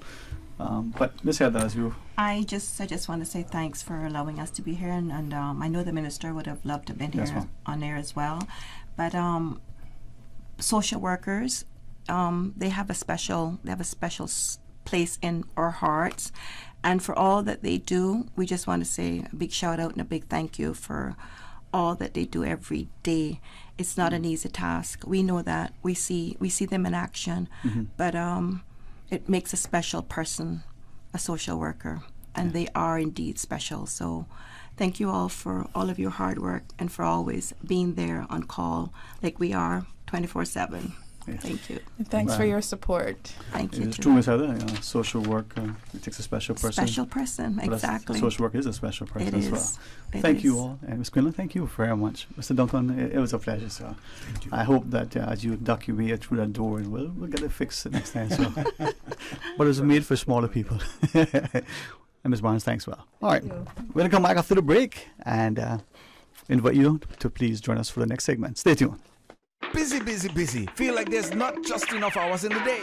Savannah Pharmacy, service to make your life easier. Now you can WhatsApp your prescription order to 929-5045. And pickup is just around the corner with everything your family needs and convenient opening hours including Sundays and holidays. WhatsApp your prescription order to 929-5045. Savannah Pharmacy, wholesome values with modern conveniences. When you're craving something big, something tasty that gives you that lip-smacking satisfaction, something that hits the spot, there is nothing better than a footlong from Subway. It's pretty tasty. Filling and full of flavor. Try our new sweet onion steak teriyaki with a twist. Or the classic chicken teriyaki. Top it with green pepper, onions, cheese, and that sweet onion teriyaki sauce, all piled on your favorite artisanal bread. Satisfy that craving with a footlong from Subway. Fresh, delicious, tasty, meaty. Let's make it a meal with a drink, chips, and cookies. There is nothing better than a footlong from Subway. J and Money touching down again. Now you can send your US dollars at any location on island, including the BRAC. It's easy. Just walk with your US dollars. No need to convert to CI. This is another convenient service available at J and Money. They always find a way to make it easier and hassle-free. So remember, when you need to send your money and you only have US dollars, don't ever think of what to do. Just head straight to any J&M Money location and send your money the fast, convenient, and affordable J&M Money. J&M Money, touching down again. J&M Money, ranga to la friend. At Doctors Hospital, we know life happens, and usually when you least expect it. So when unexpected medical issues arise, you need quality care close to home. Located in the heart of Georgetown, our accomplished team of physicians and medical staff treat minor urgent conditions such as migraines, chest and abdominal pain, shortness of breath, burns, broken bones, open wounds, and more. 24 hours, 7 days a week with no appointment necessary. Peace of mind is important when life happens. At Doctors Hospital, we're always here just for you. Need to speak to someone? Call 949-6066. Let me tell you something. I've been fishing our island since I was a boy, and it's getting harder and harder to get a good catch.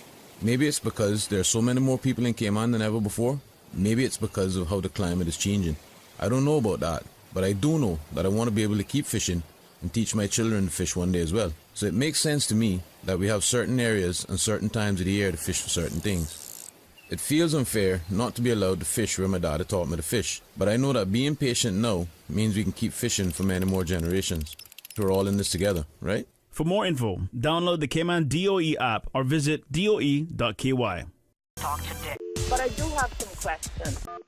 Talk today. Cayman Islands' foremost listeners participation program. Talk today. Because there are more questions than answers. What the public is saying. Waiting to take your calls right now. Sterling Dwayne Ebanks.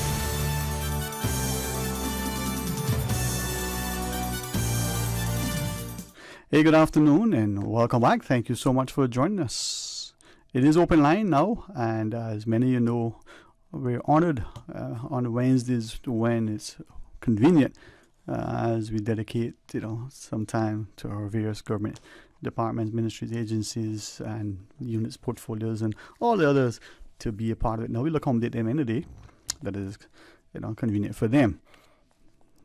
Being as it is now, well, that means they've yielded their time to our listeners so we can have some open line for the remainder of the program. if he would accept our personal apology. Mr. Quincy Brown did call earlier. We did have the guest from Hope for Today. He did share some things, and if he has time and is willing, more than welcome to call us back if he chooses. Now, I want to share that to him personally. As he said, he remembered the day and the date, in December 28th, I think he said, when he last called. Thankfully, he said no, we didn't disconnect him. It's just that he had to have an abbreviated call, and I'm hopeful that he appreciated when he did. If he had other things to share, that he may have felt likewise at our behest. So the invitation is to him personally to call again, and I think he'll say this, as I've said it to him publicly and privately. A very intelligent, eloquent individual, very informed, very passionate, and we know, as he has shared publicly, about the things he has shared, and that helps us to appreciate the story that people have. But the invitation is also to others. It will be open line for the remainder of the program. I have a willingness to listen, an intent to try to understand, and a desire to be of value. Let's go to our phones. Hey, welcome. Good afternoon. Thanks for calling. Yeah, good afternoon. Hey, good afternoon. How are you? How are you doing today? Good. Oh, good, man, good, I am good, thankful, good. man. Good to hear from you. All right. Yes, I just call in regard this a tournament last weekend. A tournament? Yeah, the big fishing tournament. Mm-hmm. I said one end up on Sunday. Mm-hmm. Oh, this is my first tournament, so I can enjoy it, with my family and have a good time. And I am not a fishing man, but want to be on a tournament to know how they do it, having a good time. That's what I join it. Also, but doing the after that tournament is complete, I kind of disappointed a little bit on it, how the tournament ended up, and having a really, really bad experience. Mm-hmm. Okay.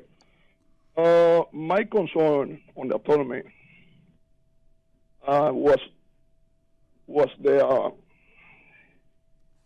I got a fish. I am not a fishing man. I got a fish. With a barracuda, right? It's not really a good fish, but I on the tournament, and I'm not a fisherman man. It's a big surprise. I got a big barra, so I take it over there, and my length was 51 inch, and on the scale it was 28 inch, 28 pounds on the scale. So a couple of friends, I know a lot of Caimania, they calling me, oh, Rinaldo, you got a big fish, man, you got a this, you got that. I said, okay, so I'm good. So I never expected any win to win any prize. I know, well, somebody, a fisherman would catch something bigger on Barra. So I know about the money or anything like that. I just having a good time. So on the last day, when they're doing the finally, all this prize and who winning, who not winning, and stuff like that. The winning barra have 46 inch, 26 pounds. The one I got 51 inch, and it was entered on the system at 20 pounds. I got a question for you, because you might be know about fishing. You got one fish, 51 inch length, and you got another fish, 46 inch. That's about 5 inch difference. The smaller one is heavier. My one entered on the system as a 20 pounds. That kind of confused me. And I said, well, okay, some things, I don't know why that's. My takeaway from this tournament was two things. I'm Spanish, and I am black Spanish. So, because I don't understand why my fish, when I ask question, it's no picture. I ask question, I went there and I asked them, then Then juror, I ask them what is the situation. They can show me anything, show me a picture of the fish, the winning fish. They don't have any. Mm-hmm. My picture is there. You can get a measure from the picture. I am 6'1". Mm-hmm. It's below my knees, so that's about 50-something inch. Right. The winning now is not have any photo, any picture. I say, how can that happen? Mm-hmm. Well, we don't know. We can do nothing. So that's kind of disappointment. Disappointment, really bad. Now, go ahead, sorry. The minister was there, and it's a good thing to promote this tournament because, you know, like me, we are no fishing. We don't have nothing to do with fishing, and you want to get involved. You know, Cayman water is beautiful water. It's a beautiful island. You want to get the tourist environment. You want to get in the water. You want to promote it like this. And now, you believe now if I got somebody on my boat, and we're going fishing at Afana. We're going fishing, and after we fishing, we get into the tournament. What are you going to say if it is happening? See, that's what might take away from this tournament. I just want to say so everybody know what really happened there. Okay. I very disappointed. With this tournament. Very disappointed. Well, sorry you had that experience, but hopefully by sharing it publicly, maybe it's not too late to have it, revisited. Fishing, as you said, it's about the fun that we have. It's not so much about the catch, but about the tales that we tell after, right? Anything else you want to share? No, that's all I want to say. Okay. All right. Thanks very much, man. And maybe if they get back to you and have it, let us know. All right? All right, thanks. All right. With that, with respect, let's quickly pause and take our break. It's open line. Let's take your calls, 949-8037, 949-6990. Toll free if you choose, 1-800-534-8255. Join us after this short break. They say variety is the spice of life. And that's why at Subway, we're introducing the new Boneless Hot Sub. Say what? The premium sub brings new ingredients like spicy breaded boneless chicken, French's crispy fried onions, and buffalo wing sauce, bringing a zesty and flavorful experience with every bite. Add some of your favorite veggies, cheese, and ranch sauce of your choice of freshly baked bread for the ultimate boneless hot sub. For a little spice in your life, try the new boneless hot sub from Subway. So good and tasty. And make it a meal with a drink and chips or cookies. Subway. Eat fresh. For medical lab services in Cayman, go straight to MedLab. For a full range of medical services, pleasant, clean and comfortable environment, no long lines and affordable fees, visit MedLab at the Smith Road Plaza. Open Monday to Friday, 8:30 a.m. to 5 p.m. and half day on Saturdays. Call 949-7331 to make your appointment. For medical lab services in Cayman, MedLab.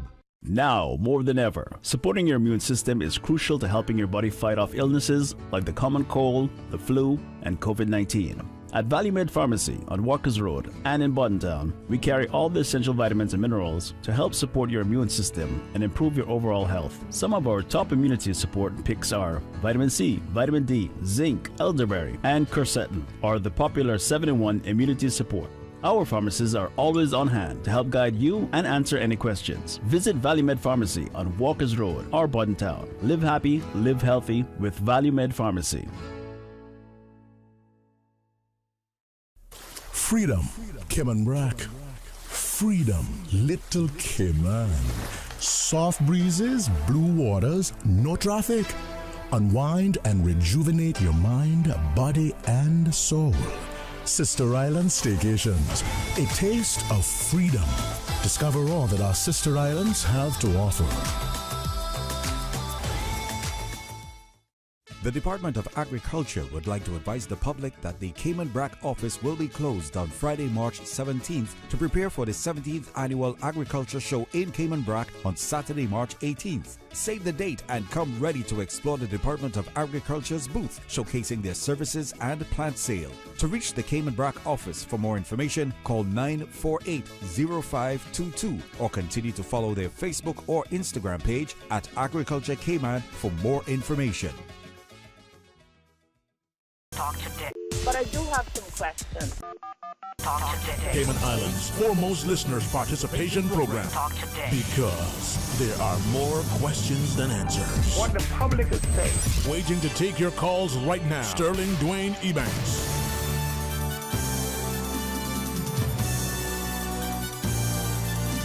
Hey, good afternoon. Welcome back and thanks for joining us. And it is open line as we go to the phones. Hey, welcome. Good afternoon. Good afternoon. How are you today, sir? I'm good. Quincy Brown here once again. How you doing, Mr. Ebanks? Listen, I hope I'm not saying this improperly, but I am very thankful. Thank God for, just the health, the mercy, the grace, the love, provision, and protection. Hey, guy, if I was handsome, I think I'd be perfect, man. Let me tell you something. You're good. Listen, yes, thanks sir. again for taking, as my good friend Mrs. Georgia Ebanks always says, and I quote, rarely do I call twice. Yes. But I would like some time. I understand you have other callers, whether that's 2 minutes or 5 minutes. Just take your time, sir. Take your time. Have a conversation with you. Yes, I did call earlier when you had Hope for Today Foundation, 345 FC members from His Majesty, Royal Cayman Islands Police Service on, talking about upcoming football and issues in our community. I wasn't quite finished, though, however, in the interest of time, and perhaps sometimes I like to go off. But thank you for understanding that. I appreciate you being so amenable. Thank you, sir. Absolutely. And I did call back when you had on Member of Parliament, Honorable Heather Bodden, and the wonderful ladies from Social Services. And the gentleman as well. And the gentleman, thank Yes, you. And yes. I listened, and, well, I couldn't get on then. But I am calling back. And thank you. During the break, thank you, too. Thank you, Mr. Moderator, for giving me the time and allowing me to call in. Of course. Now that it's open line, of course, there are no guests in there but yourself, so I can have a little bit more time to say what me I and the have to Holy say. Spirit. You and the Holy Spirit. The triune God, Father, Son, and Holy Spirit. All right. All right. I always identify myself. I believe if I have something to say, I should state my name, Quincy Brown. And listening there on the break, Cayman Brac, Little Cayman, the sister island. What a soothing, beautiful voice, even though self-praise is no recommendation. Well, sometimes you got to ring your own bell, huh? So it go. What I want to say, though, is it's very important for able-bodied persons to find work. I've been doing a lot of voluntary work. I'm still not employed, and I can understand why not. There are two factors. People say to me all the time, Quincy, why aren't you working? When are you getting back into radio? When are you getting back into journalism? When are you getting back into stage, theater? Well, there are many reasons that hamper this. First of all, one has to be in good health, obviously. And I'm here to say that when the question was posed quite recently from someone from NAU, the Needs Assessment Unit, they asked me if I were taking drugs. I resisted by saying, yeah, Pablo Escobar's best with some well-known lawyers and accountants. I did not respond like that. However, how I must respond now is I am taking prescribed medications by Dr. Lockhart, Dr. McGill, Dr. Holder, and Dr. Bernard, respectively. You see, I am not responsible for my addiction. I am responsible for my recovery, and it is indeed a journey. It's a pleasure to be here on Grand Cayman. I've been on Grand Cayman since December 22nd, 2022, and I'm working a program of recovery. Again, I'm very thankful to the HSA, the Health Services Authority. I'm thankful to Caribbean Haven, and I'm thankful to the Hope for Today Foundation. Yes. And there are many names I could call that continue to support me when I'm doing well. However, to answer the question, Quincy, why are you not working?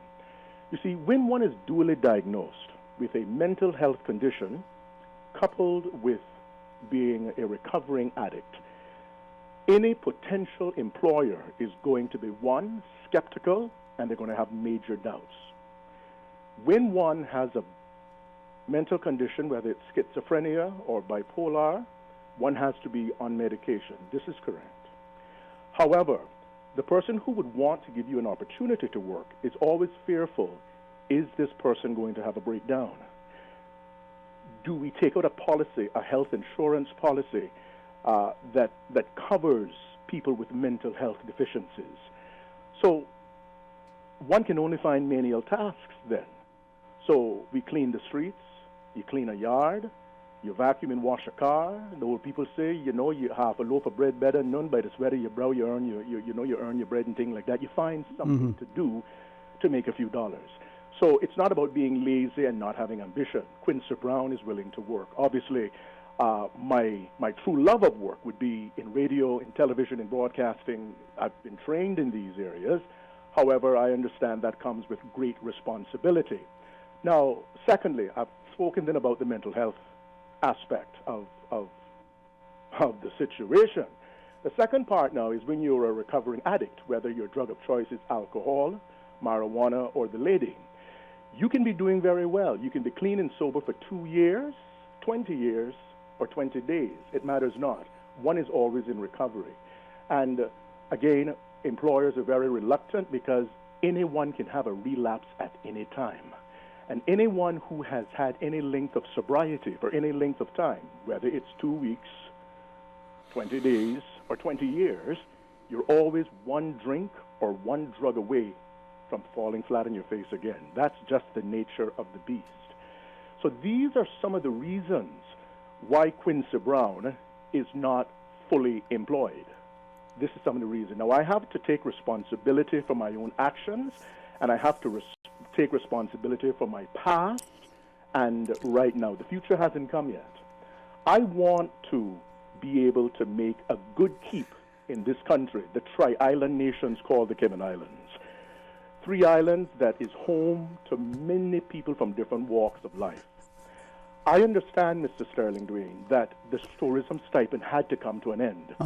And some of us became very comfortable on it, the $1,500 a month. However, mine was cut short 2 months early because it got back to certain ministers of this administration that Quincy is doing certain things with his tourism stipend.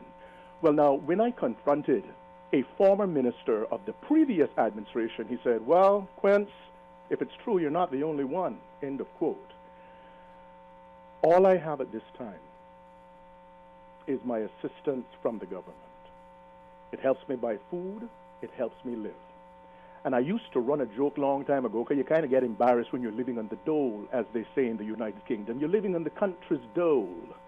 I used to say, yeah, I can't wait to get my little C-months money. You know, went to see a national bulk carrier to sailed out there. Can't wait to get my little C-months money. The truth of the matter is, using a little jest, but to be serious, the only money that I have coming to me, and it has been put in place because of my mental health condition, because as Dr. McGill alluded to many years ago, I'm only capable of doing menial tasks on short-term basis, you see. That's from a medical doctor. I'm not a medical doctor.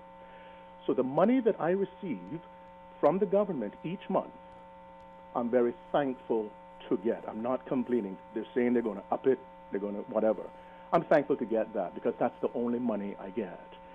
I won't go into it's his fault, it's her fault, why my tourism stipend was stopped. Perhaps the government at one point, I was in Jamaica at the time, perhaps the government of the day thought I was making too much to be making $1,500 plus $950, so they cut one. I'm very thankful to live in this country, the Cayman Islands. I'm not having an attitude of entitlement. Money does not come easy, and I want to thank everyone who assists me, whether that's to buy me a cup of coffee, give me a plate of food, and sometimes people will see me. Because when you have to beg on the street or be a solicitor, no one likes a beggar around, you know, but you watch the thief. You watch the thief. People sometimes will see me and say, Quincy, come here, hold on to this. The Lord laid this on my heart. Spend it wise, but hold on to this. I'm thankful for people like that, you see. I don't want nobody to feel sorry for me, you know. I want people to respect me for being a smart individual, one who is capable, one who is in his good senses, one who has made some bad choices in the past, yes. But I'm not playing games. I'm not playing false or it's his fault, it's her fault. I can take responsibility. So I say all of that to say this, as I bring it 360 now and bring it to a close. Until I can find gainful employment, and to do so, one has to be stable on one's medication that takes care of the mental health, and one has to be clean and sober. I mean, thank God for Caribbean Haven. I was there for 56 days. That was, 3-4 days short of 2 months, cleaning up my act and getting a very, very educational experience. But I want to thank the director of the Needs Assessment Unit. I do not work for the government. I work for politicians. And sometimes they're hard to be found once they're elected to Parliament. I'm thankful for all 18 members of Parliament, particularly those former members who are no longer serving, who seem to look out for me when I'm down and out. I'll close by saying I'm very grateful to receive my NAU 950 each month. It is all I have to live on, and I would only ask that it continues until Quincy Brown is able to find himself a good-paying job to take care of my needs. Now, when I say a good-paying job, that does not have to be in an office wearing a necktie.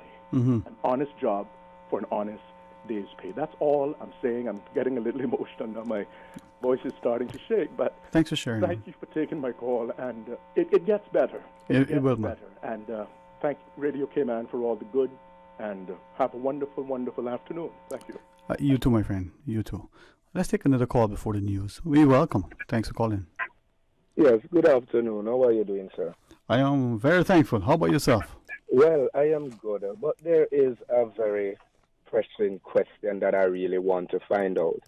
I know that the coming up to the end, the 1st of March, they had put out a press briefing to say that the Ministry of Health and the HSA, they has disbanded now no COVID vaccine tested and all of these stuff, and all their location has been disbanded and so forth.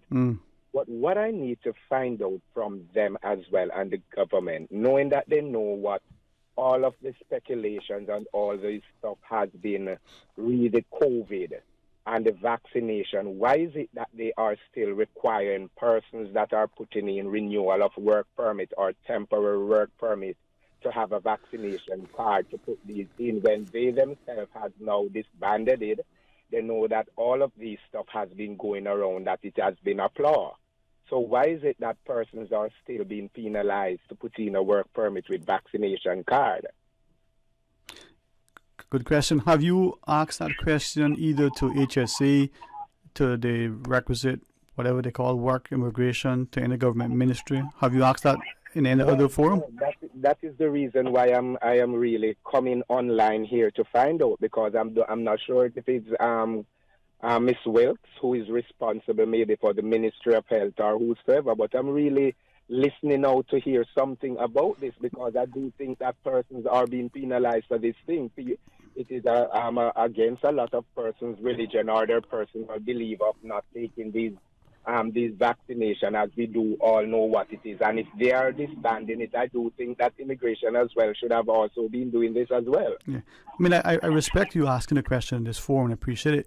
And the reason why I wanted to ask you if you asked other places is that you have been one of many recently who have voiced the same concern, who've asked if it's a violation of human rights, who've asked other things, but in the absence of asking it directly to the health ministry, the health services authority, or any other government entity, they may be able to rightfully say, well, we don't have any formal question or request, so they hear it, know it, but can choose to perhaps not act on it then and there.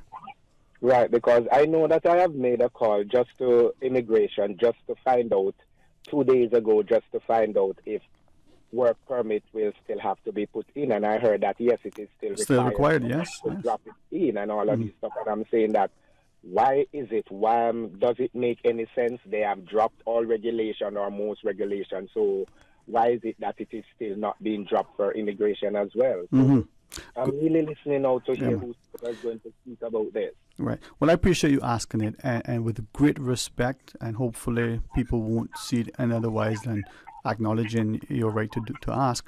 Maybe you and others who have the same question may choose to formally put that question, formally put that question to the requisite authority, so that they have it in writing, and it would be a record of it, so that they, so do that if you can, if you wish. Okay, I'll definitely do that. Yeah, thank you very much, man, and all the best to you. You too. All right. Well, our fantastic news team always diligently at work and gives us the update on the top of the hour. So let's take this next one, and then when we come back, more Talk Today. From district to district, moving through the waters to Cayman Brac and Little Cayman. Your station, your voice. All things Cayman. One radio, many people. This is home. Radio Cayman in the Cayman Islands. Today's biggest news. Radio Cayman, your voice, your choice. Local, regional, international. This is Headlines from Radio Cayman's newsroom. Today's biggest news. Brought to you by Tropical Plaza on Smith Road.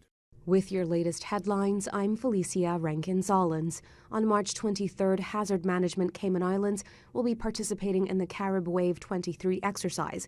It is the annual tsunami exercise of the Intergovernmental Oceanographic Commission of the United Nations Educational, Scientific and Cultural Organization.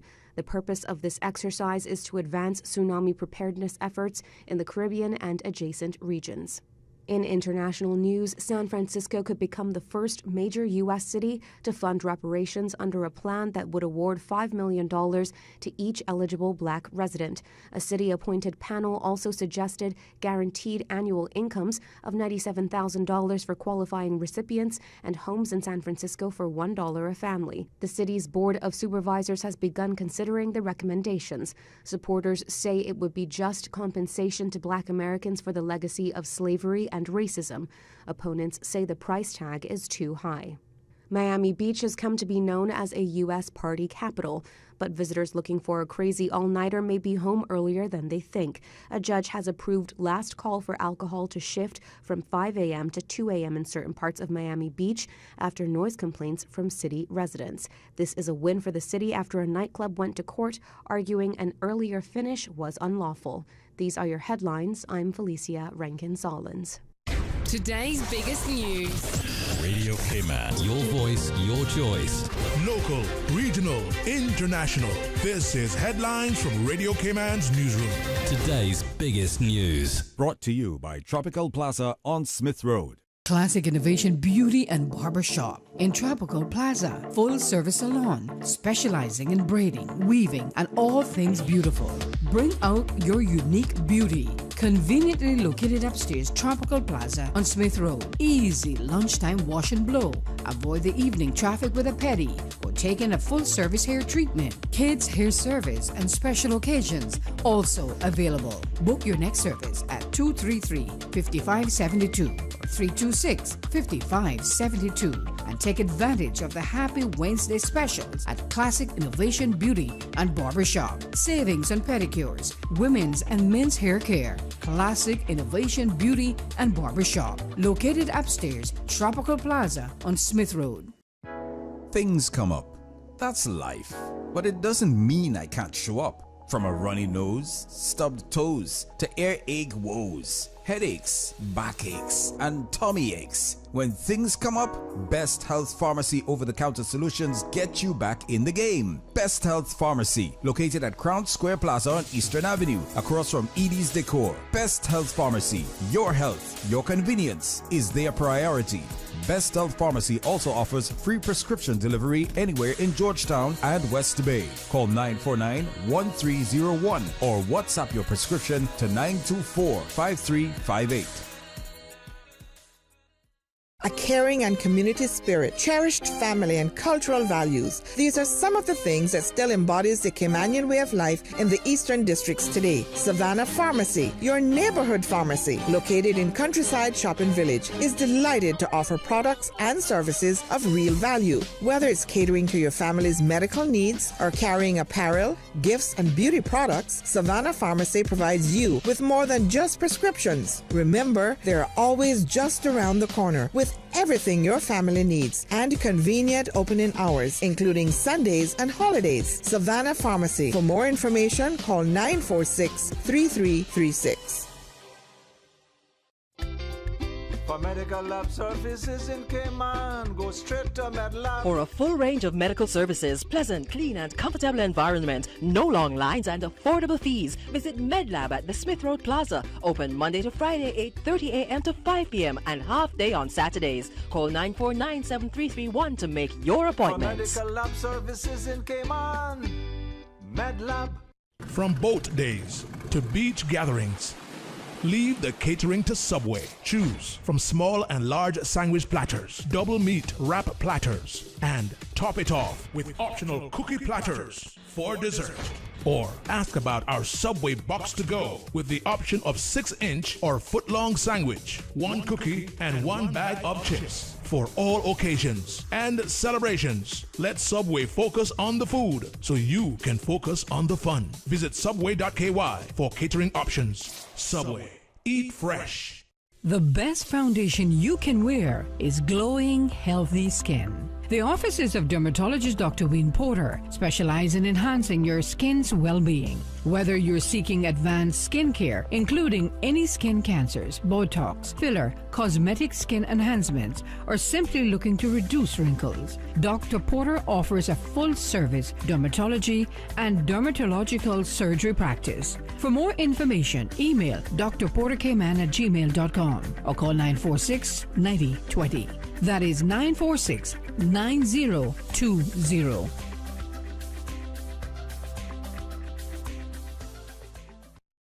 Row Variety, centrally located in Tropical Plaza on Smith Road, carrying a wide range of household items, bathroom accessories, towels, clocks, handbags, clothes, shoes, jewelry, and more, and more, and more. You can buy from the big box retailers or support local. The better deals come from shopping local. Row Variety Store, Tropical Plaza, Smith Road. Telephone 924-9553. Talk today. But I do have some questions. Talk today. Cayman Islands' foremost listeners participation program. Talk today. Because there are more questions than answers. What the public is saying. Waiting to take your calls right now. Sterling Dwayne Ebanks.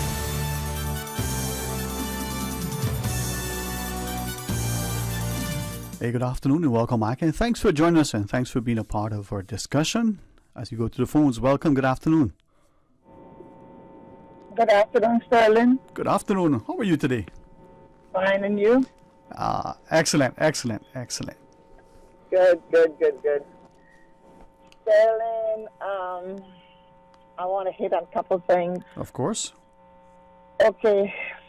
First of all, like I asked OC the other day about all of these cars driving around now with no front bumper, no front bumper, no back bumper, and they're spraying the back of the bumper there and putting on the license plate. Are we short of bumpers in the island that we got so many cars coming out here now without bumpers? I mean, when Hurricane Ivan came, I don't think we had that many cars with bumpers off like what I'm seeing now. Look, it's a decoration as a new something to our streets. So I just want to say today, I want to call up on the police commissioner to see what are his plans on our roads here, because the things that's going on our roads out here, Sterling, someone has to be seeing it. I know the MPs is not being blindfolded when they go into their office. They got to be on our roads from time to time. The commissioner has to be on our roads from time to time. And you won't tell me they can't see all these things that what's happening on our streets, and nobody is being pulled down and ticketed and remove certain things and giving them certain time to do certain things, especially if they have a bumper problem. If it's ordered, they need to show the police department that they have this bumper on order, and they're expecting it within so much time, and it will be put on. You understand? But it looks like it's a show and tell situation right now on our streets. And Sterling, I got my car at the station at the license department a couple of weeks ago. I didn't know that my car had an tint on it no more than what it came on it from the factory. You understand? I come to find out that my trunk had additional tint on. And Sterling, I've been passing that class sometime 10 years now and never know that until just a couple of weeks ago. And that was a big thing up there at the license department, but anyhow, that's another story by itself. So I just pleading to the commissioner today, what is he doing for us on these roads in the Cayman Islands? What are the police officers doing? And where all these green lights and pink lights and orange lights are coming from when someone trying to indicate or even reversing the vehicle, they got these different lights instead of a white light that making you know that you're reversing. You know what I mean? Mm-hmm, mm-hmm. And Sterling, all these cars that we got parked throughout the island here, we need to get an impound compound here in this island, start impounding these vehicles, and governments can start making some money off of these people. And every day that car stays not impound, it costs them more and more to take it out of the property. Right. I mean, we got too much slackness going on here in this island, and I want to know what's the purpose of having governments and a governor, and what we have a commissioner of police for, and why do we have a police force if our streets are just being run look like by themselves?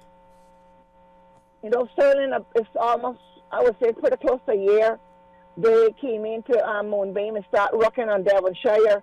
And up until this bright day, we can't get Devonshire Road fixed back properly. Rain season is coming. Hurricane season is coming. And the premier is from Newlands. That is his hometown. That's what he's running under his premier position. And you want to tell me? And I sent them a message on their community chat last night. And I got to tell you, honest God, to what I said in that chat. I don't care who like it, who don't like it. But I express myself, because Sterling, you can go and you can fix roads here and there, but when it comes to a vote, they're all out here knocking doors down looking for a vote and want to give some people these chip and spray roads. Why we got to get chip and spray roads? And if we don't get chip and spray roads, we don't get no roads period covered. Mm-hmm. Mashing up our cars. Our front ends are getting mashed up on these roads. Every time that NRA fix a road, Water Authority or some other company goes and dig it up, it never gets back fixed the way they found it. And then the those that is not fixed, it just sits there for year in and year out. And then when you decide now that it's time for election, you want to come out and give us ice cream and cake and fix the mountain? No. Fix it now. Give me some assurance now. Don't wait until the day of election to send NRA or whoever else down in our roads to fix our roads. I'm not just talking about Newlands. I'm talking about the whole island. We got a neighbor in Newlands on the main road. Got his yard turned into a garage. And MPs pass that house every day.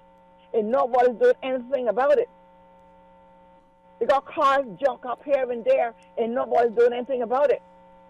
But I come to the conclusion that every government see what they want to see. And they fix what they want to fix. And they fix it to their convenience. Mm-hmm. But they're gonna say, you know what? Oh, I'm gonna make Mr. Jack slide, but I'm gonna give John Thompson hill. You understand? No, I can't add on to my house without going through planning. I can't put a fence up without going through planning. But someone can come in my neighborhood and put a garage in my neighborhood that I gotta cross every day, and MPs cross it every day, and nothing is being done about it. Sterling, we are too slack in this island. We let it go who we want to let it go, and we cripple who we want to cripple. Mm-hmm. You know? Something that we need to consider as you said, what's good for the goose, good for the gander. Are we doing it because it's the correct thing to do? Anything else you want to share with John? Yes, and Sterling, yes, if they would just consider the people of these islands that they know was born and bred here. I have nothing against no nationality coming to my country. I'm not a racist person, or whatever you want to call it. Mm-hmm. But take care of your people. Why can't we live comfortable too? Why can't we live comfortable? And for the garbage, Mr. O.C. say, we don't need the two-day pickup in garbage. Excuse me? From what I've seen on the roads, we need an everyday garbage pickup around here. And I don't know who's going to do it, but somebody need to come out and start charging these people for their garbage, because it's a disgrace. Mm-hmm. It's a disgrace. And Sterling, I think I'm going to leave you right there. All right. Well, until next time. All right. Thanks very much, Mom. Take care. Let's take the other call. Welcome. Good afternoon.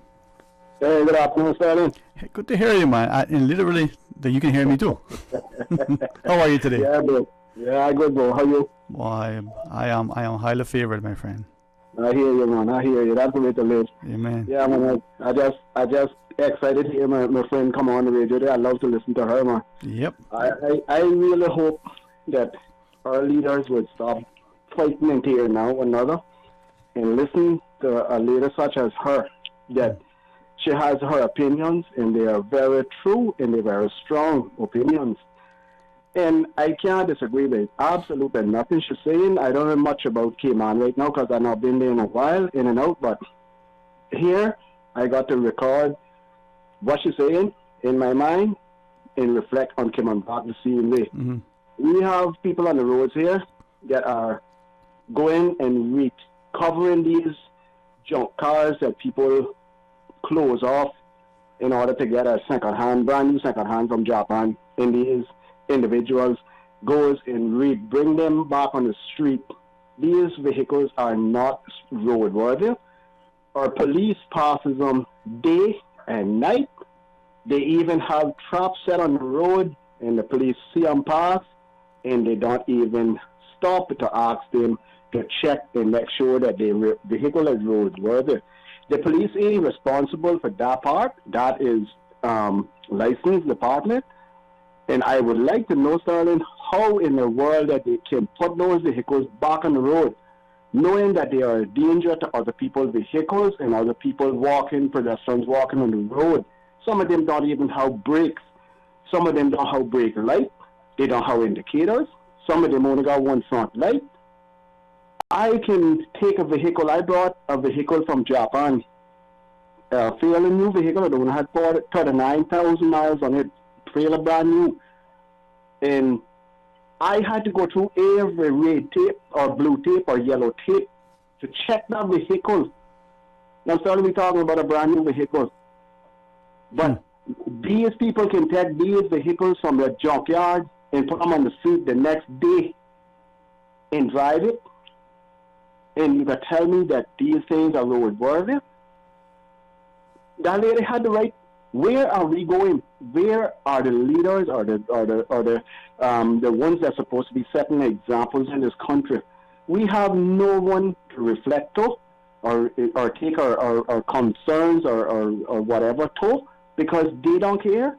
Who else are going to care in this country when everything is going down a spiral and it can't seem to bounce back because we are getting too slack and we are letting things slip away when we should have things under control? I don't know what to say, Sterling, no more than to back that lady, and I would back her in a day. It's a pity, like I say, she wasn't a government official. I know things would be better in this country. It is sad. Mm-hmm. How do we address it, though? I mean, what do we do about it? Because it's as you're sharing, it's enforcement, but it's also, in some instances, like with respect to the road worker, as you referenced in the BRAC, communication and coordination. Now we know that increasingly on Grand Cayman there was the allegation, given the perception that a new road is paved and then some utility will come after and have to go into the newly paved surface. But in more recent times, I think we're seeing the infrastructure going in first and then the paving thereafter. Yes, honestly, Sterling, water authority is under, as far as I know, it has some link with government, some part of it. But they should be held accountable for having and being paid to have those roads repaired. Because here on the BRAC we had beautiful roads. Mm-hmm. And I mean, it's like going around some of those serious bins and they're just rip up. They're left there with dirt on the road, sand on the road, gravel on the road. It's no responsibility. Who is heading up these kind of things to say, listen, if you destroy the roads authority did such a beautiful job, and I would salute them today to know that they did such a beautiful job. That young man here that up here from Easton doing the work, and to know that they did such a nice work, and water authority come and destroy the roads. The same situation came on, and they did the same thing up here, and they do it with no regards to anybody, their property, their boundaries, nothing. They don't care. And it's such a nasty job they're doing. I want to ask you two things, if I might, right? Just lately, and then go back to what you were saying in respect to accountability. the last time we were on, you were referencing the road, I think on the edge of the bluff, where you said, a small car could disappear because of the... Has that been addressed as yet? Do you know? No, I Sterling, that's a joke. You will take pictures and send it across them, I think, right? I need to seriously get in contact with some government official, and show them the seriousness of this island and what the conditions are. The water authority that dig in the roads, that have all the material left to the side that they have no use for, instead of whatever they're doing with it, whether they're selling it, whether they're giving it away, I don't know what they're doing. But they have tons and metric tons of fill, and they can be used to fill those deep areas on the edge of the roads on that bluff in order for better protection. There's a spot on that bluff, I think I told you, Ripard, I was going there some days ago, and 3 tourists in a vehicle almost got killed. There's a big rock right on the edge of the road, and they were blinded by the sun, and the same time I crossed him, he hit the rock. And the 2 ladies in the car almost got killed. The gentleman, he was shaken up, but the 2 ladies were seriously hurt. And all that was dealt with through 911 and everything by me helping them to control the situation until the ambulance and the police got there. I took it further and asked Public Works. The remark was they have no equipment to remove these rocks.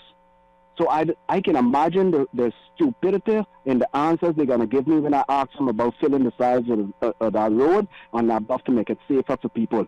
Because it's going to take a lot of fill for some of those holes, but it has to start at some point in time in order for it to be done.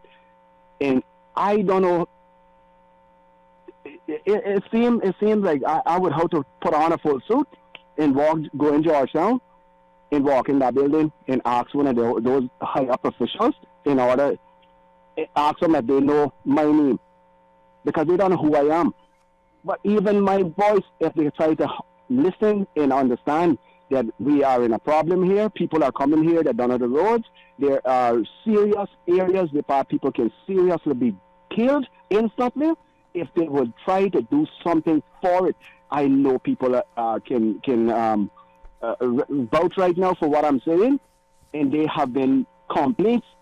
People have been coming to me and asking me to speak regarding it, and there's absolutely no help on this island. I don't know where else to turn.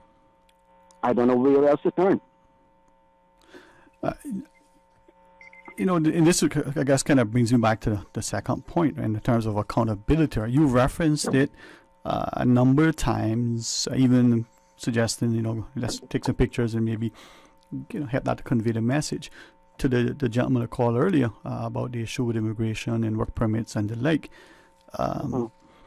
Is it then that responsibility and accountability isn't something that we're taking seriously? Is it that as people, for whatever reason, we don't see government's expenditure, whether it's through a statutory authority, a government-owned company, or core government, that we see that as personally our expenditure and the need to get as much value for that money as possible, and then to take pride in the thing that was either built or in its maintenance and upkeep. I mean, what is it that seemingly seems to say that as a people, we don't have any value for anything? Money is growing on trees.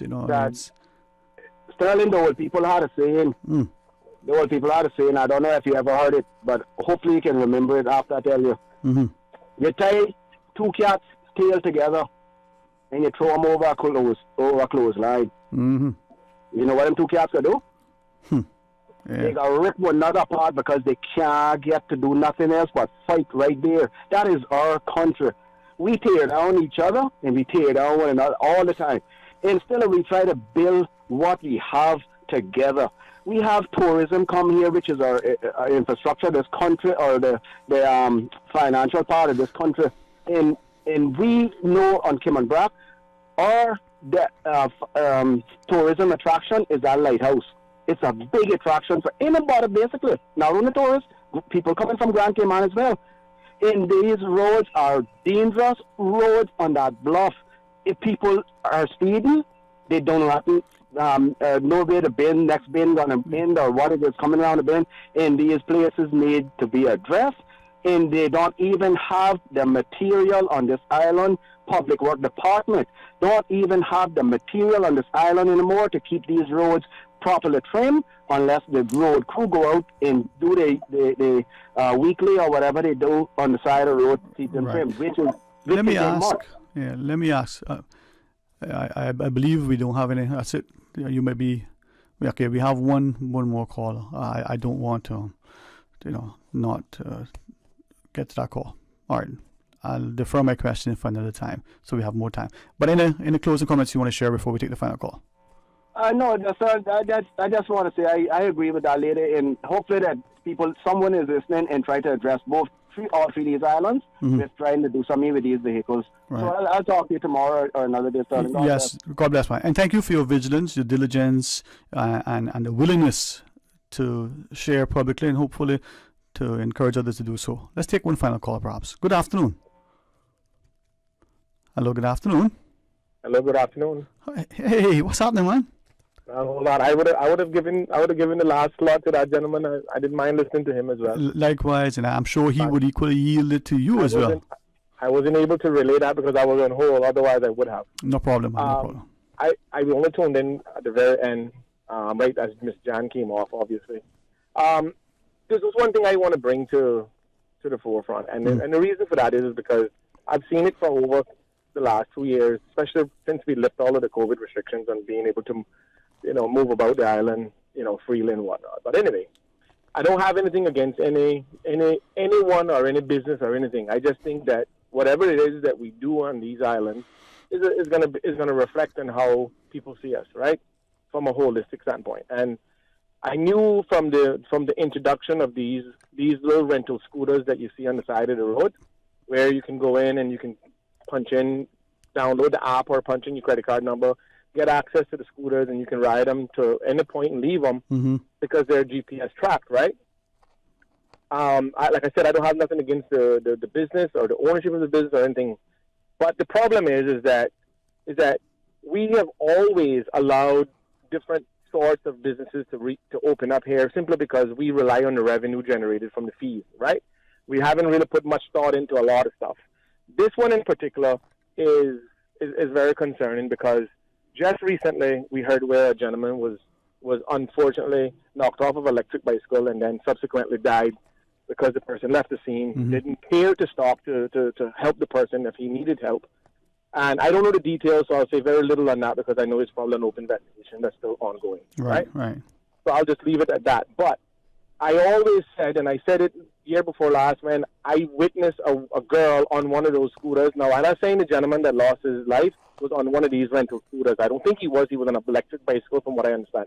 But in any event, when you look at the requirements for vehicles to be on all these roads, you have to have a certificate of roadworthiness, you have to have insurance, and you have to be properly licensed, right, in order to traverse these roads.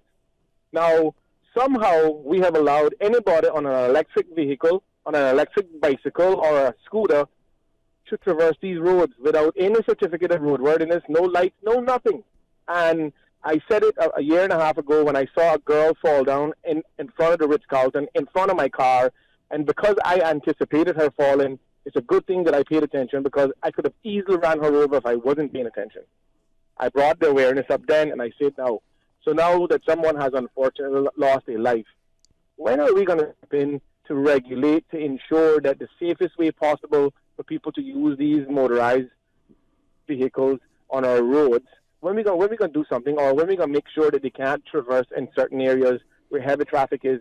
Because I can tell you, those scooters that these children are renting on the weekend with their mom and dad debit card or credit card, it's going to be a matter of time. And I don't want to see somebody lose their life before we end up doing something about it.